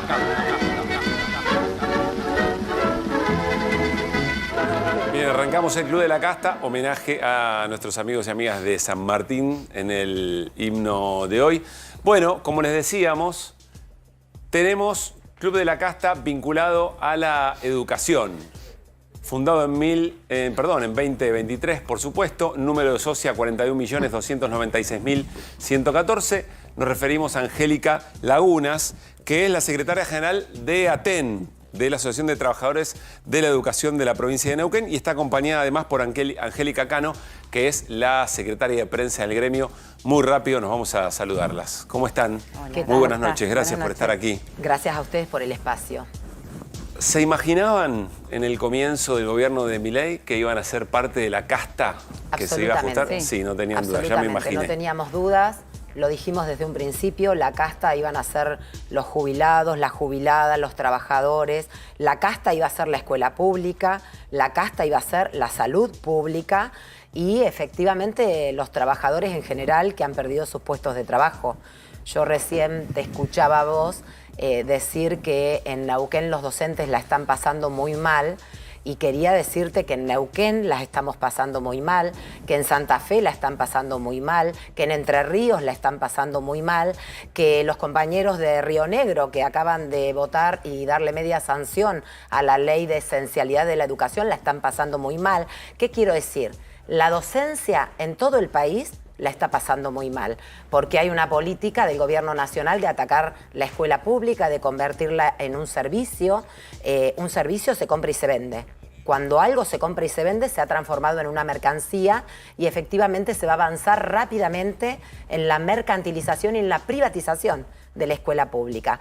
Y también, por supuesto, declararla un servicio esencial ataca directamente el derecho constitucional al derecho a huelga, ¿verdad? Por lo tanto, lo que nosotros estamos planteando, digamos, que Neuquén es parte de un malestar nacional que tiene la docencia y que lamentamos profundamente que Neuquén esté peleando aisladamente o Entre Ríos esté peleando aisladamente. Necesitamos un paro nacional de la CETERA, de la CTA, de la CGT, para unir todos los reclamos. ¿Cuál es la situación concreta en Neuquén? En Neuquén estamos atravesando un conflicto que comenzó alrededor del 5 de julio, antes del receso invernal. Estábamos tranquilos en las aulas dando clases. El gobierno, con sus diputados y diputadas, incluidos los de La Libertad Avanza, presentaron un proyecto en la legislatura y con un tratamiento exprés en 48 horas votaron una ley que va contra la docencia. ¿Por qué decimos esto? El gobierno dice que es un plus, que va a cobrar más el que va a trabajar y no falta y que, bueno, el que faltó no lo va a cobrar. Es un plus de alrededor de 1.200 pesos trimestralmente, que solo lo va a cobrar quien no falte 3 días a su lugar de trabajo durante 3 meses. Pero eso no es todo. Es un plus que ataca la condición laboral y el acceso al régimen de licencias. Por eso nosotros decimos que nos dicen y nos hablan de un premio, pero que es un premio que trae muchos castigos. Las mujeres embarazadas, víctimas de violencia, cuando estén en una suplencia y vuelva el dueño del cargo, inmediatamente se van a quedar sin cargo y sin trabajo, cosa que no sucedía antes de la ley. Pero también los suplentes y las suplentes, que son los más precarizados del sistema, nunca con esta nueva ley van a cumplir los 4 meses de antigüedad para poder hacer uso de licencia. Y además, nuestro conflicto, digamos, está pidiendo 2 cuestiones. Una, que aumenten las partidas para refrigerio en las escuelas. El gobierno de Figueroa, que es, digamos, el mejor alumno del presidente Milei, ha llevado adelante todos los ataques y las recetas del ajuste y la motosierra. Entonces, ¿cuánto pone por día por chico para el refrigerio? 140 pesos.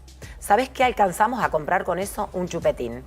Por lo tanto, decimos claramente que esa partida tiene que aumentar vertiginosamente. Tiene que aumentar, digamos, un 1000% para que alcance para algo. Y el otro aspecto, las escuelas que no están en condiciones. En Neuquén, hace 3 años, ocurrió la explosión de la escuela de Aguada San Roque.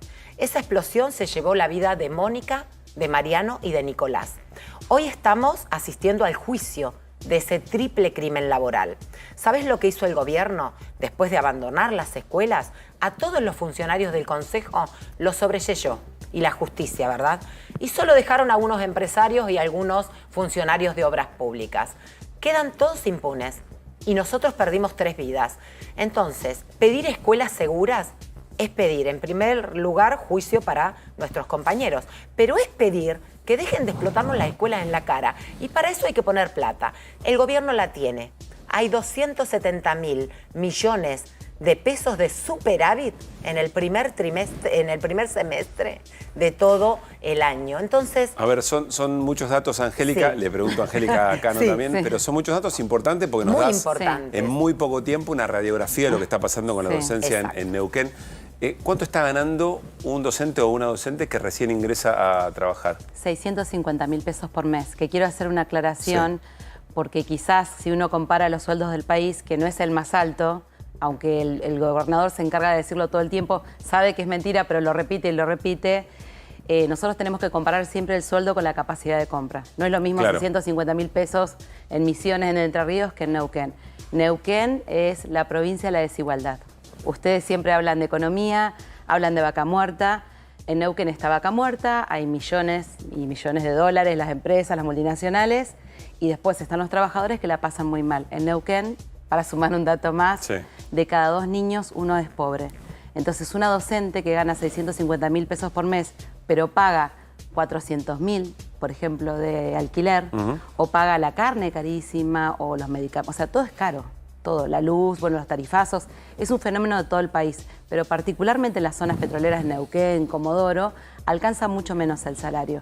Entonces nosotros lo que estamos planteando es que este gobernador, digamos que se presenta como la estrella, no resuelve ninguno de los problemas de la población, porque esto no le pasa solamente a los docentes. O sea, vos me preguntás por el salario de los docentes, los trabajadores de comercio, todos ganan mal si comparamos con el costo de vida. Pero tampoco hay, digamos, inversión en escuelas. No resuelve los problemas, pero busca un enemigo, ¿no? En ese sentido hay como nosotros decimos, se parece un poco a Milei, no resuelve los problemas de la gente, todo lo que prometió que iba a hacer, pero se busca un enemigo. El enemigo en este momento del gobierno somos los docentes. Por eso, no solamente, contaba mi compañera, hizo esto de esta reforma laboral, de derechos laborales, sino que nos descontó el sueldo.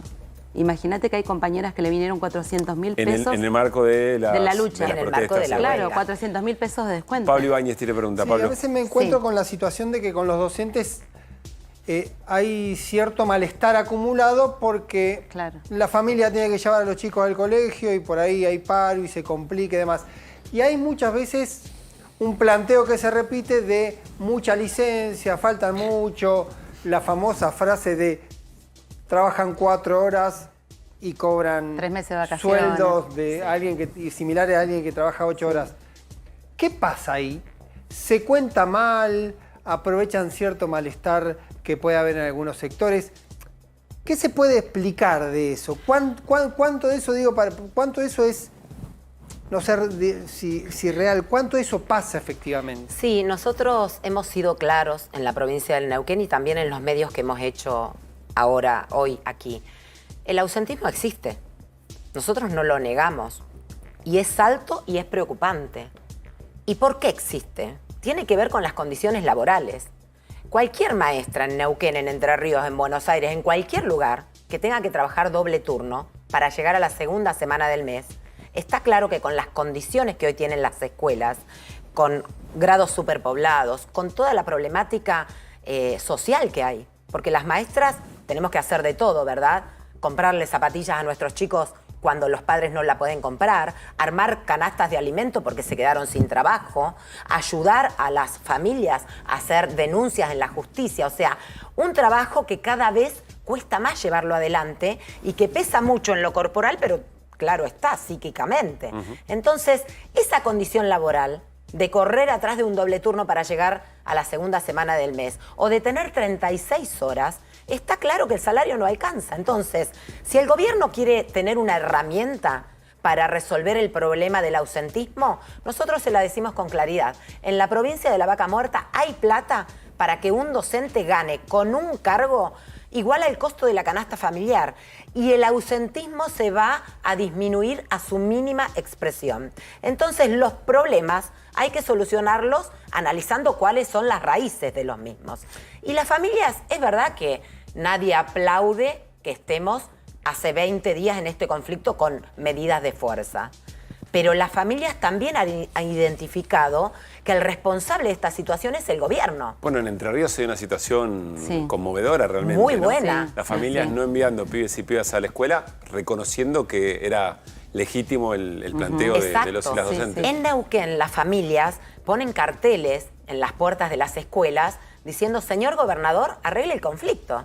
Y nosotros desde acá le decimos, Rolando Figueroa, convoca una mesa ya y resolve el conflicto. Porque no se puede perder un minuto más de clases.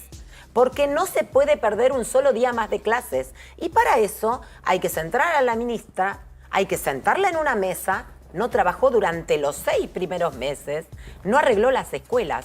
Mirá, hay escuelas en Neuquén que perdieron 60 días de clases en la primera etapa del año. ¿Por qué? ¿Por el paro? No, porque no arreglaron las escuelas y no estaban en condiciones. Entonces acá la primera que no laburó es la ministra que nosotros decimos es la ministra vaga. Y quizás por la pregunta que nos hacían en relación a la pérdida de clases, bueno, estos días hubo titulares que decían las familias en Neuquén o los padres están enojados porque no hay clases. Y nosotros lo vemos en perspectiva, ¿no? Porque siempre en Neuquén hay paro, ustedes saben. Tenemos Carlos Fuentealba, hemos tenido luchas muy grandes. En el guardapolvo. Sí, Carlos Fuentealba, Silvia Rogetti, la tenemos a Mónica Jaraca también. Es una provincia de lucha, de muchos paros, sí, o sea, lo asumimos. Sin embargo, o quizás por esa razón, es la provincia con menos matrícula privada. Angélica. Eso es por las luchas. Sí, claro. Muchísimas gracias por haber venido. Gracias a ustedes. Tristemente bienvenidas a la casta. Esperemos que resolvamos este Queremos conflicto. dejar de ser casta. Y bueno. desde este lugar le mandamos un saludo a todas nuestras compañeras trabajadoras de la educación que en toda la provincia del Neuquén están cumpliendo esta semana el paro de 48 horas, hoy y mañana. Gracias por haber venido. Muchas gracias. Nos quedamos charlando sobre educación, en este caso sobre educación superior.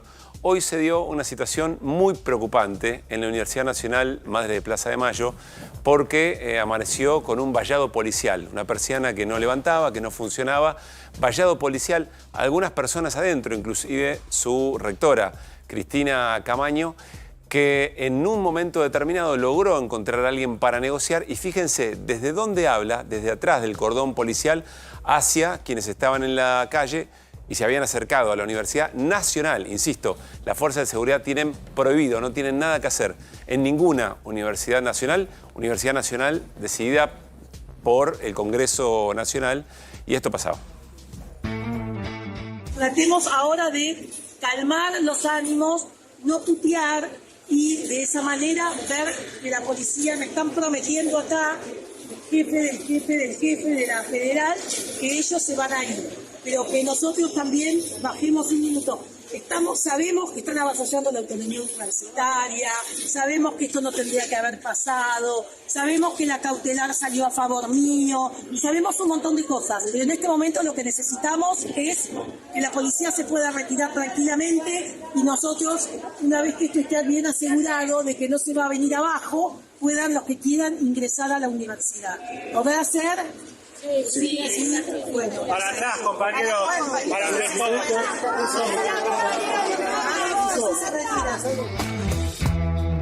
Bueno, habrán observado la escena. Yo entiendo, puede haber del otro lado algunos prejuicios respecto de los organismos de derechos humanos en general, de las Madres de Plaza de Mayo en particular. Para que una universidad sea una universidad nacional es una decisión del Congreso Nacional, es decir, una decisión institucional.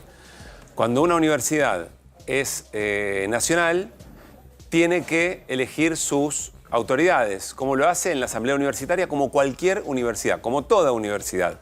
Una asamblea que está compuesta por los claustros, docentes, estudiantes, aquellas personas que efectivamente egresaron, y toman una decisión. Lo que cuestiona el gobierno son las autoridades actuales de la Universidad Nacional Madres de Plaza de Mayo, y entonces al cuestionarla entienden que tiene que haber alguien que la intervenga.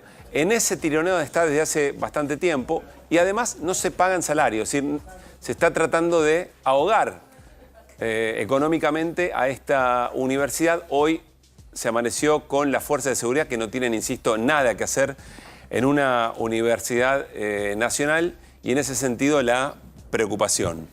Alguien me decía hoy, compañero de otro programa, con buen criterio, probablemente estén también desgastando la imagen de una universidad y que se pregunten, bueno, che, pero me anoto para cursar allí, tengo ganas, me interesa, es un perfil absolutamente distinto a cualquier otra universidad nacional. No sé, porque si hay una intervención, si va a estar la policía en la puerta y esto va logrando, evidentemente, un objetivo. Veremos cómo sigue. Hay una cautelar, esa cautelar ratifica, hasta que se defina, la autoridad de Cristina Camaño como rectora. ¿Qué pasa con los fondos universitarios? Sí, el tema Universidad de Madre de Plaza de Mayo también va a formar parte de una reunión que van a tener mañana los rectores de todas las universidades nacionales de la provincia de Buenos Aires, en la Universidad de Lomas de Zamora, con los senadores por la provincia de Buenos Aires, Sí. que van a tratar este jueves en el Senado la ley que ya aprobó el Congreso para la actualización de los fondos universitarios. Un dato nada más para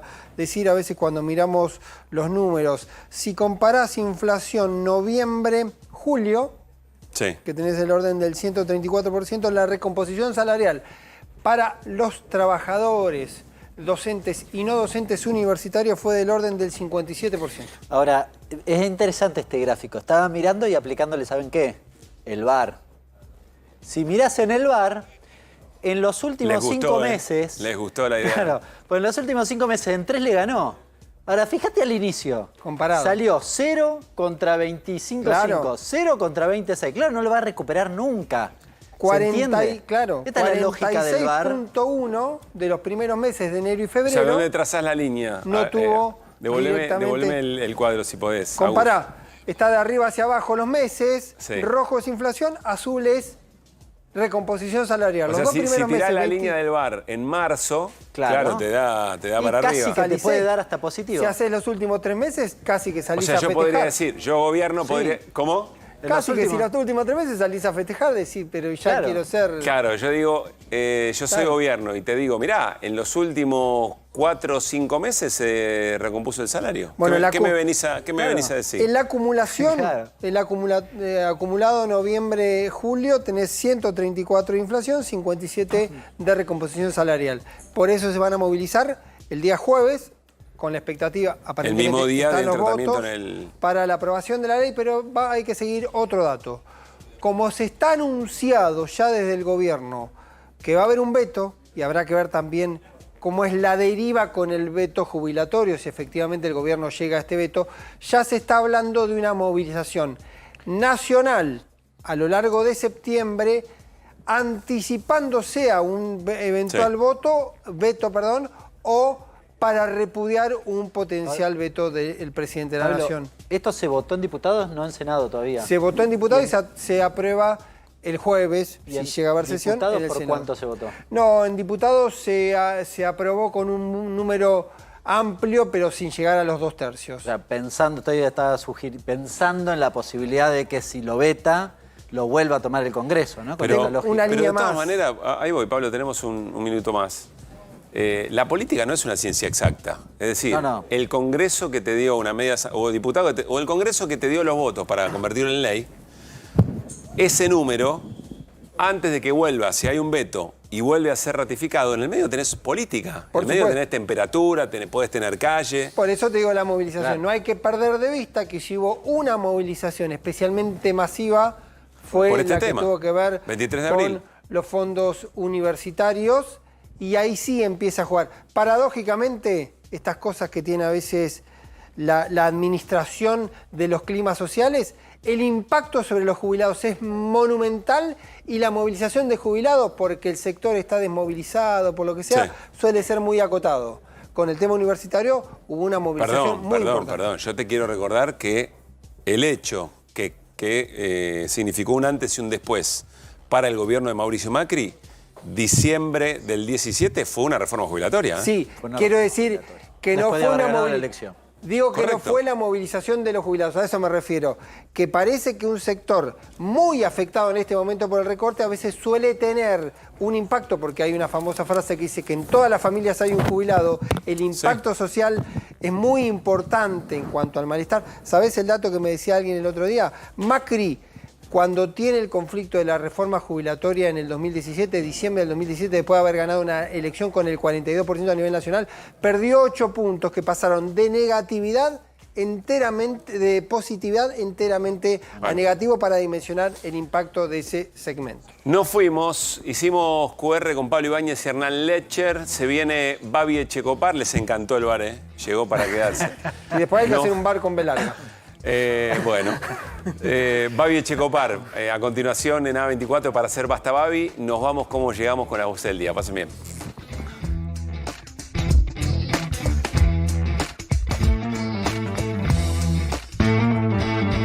Lo que quieren los oligarcas es Kratos sin demos. Quieren poder sin pueblo. Al carajo con eso. La reunión que tuvimos con el presidente nos explicó el porqué del veto, que está cuidando el equilibrio fiscal para no generar inflación. Es un trabajo importantísimo que está haciendo el presidente. No hay un solo país del mundo hoy desarrollado y a los que vos te querés parecer que apliquen la política industrial de la Argentina. Me gusta el rock, el rap, la cumbia. Pero vos levantaste la vuelta con una computadora muy básica. Claro, con la que entregaban la netbook del gobierno. Exacto, vos lograste hacer música con esa computadora. Del proyecto Conectar Igualdad. Vos me estás diciendo que sos un... me percibo cacerola, ¿viste? No, yo te veo cuando tenés ojos y hablas, corazón, órgano, un ser humano. No sos una cacerola. No hay una crisis política, no hay política. Yo no quiero opinar tanto porque quien ha delegado las funciones es el presidente a la persona de su mayor confianza y tiene lazo de sangre. Entonces yo no quiero ir en contra de la hermana del presidente. El gobierno de Milei es enemigo de la producción nacional. Y gracias a Milei estamos pasando de la industria nacional a una nación sin industria. You can't say that you have one rule for Facebook and you have a different rule for Twitter. The same rule has to apply, which is that there has to be a responsibility that is placed on these social media sites to understand their power. They are directly speaking to millions and millions of people without any level of oversight or regulation. Esta administración está empecinada en reducir el costo argentino en la totalidad de la vida económica nacional, para así mejorar la competitividad de todos los sectores productivos. Vinimos a achicar el Estado para agrandar el bolsillo a ustedes.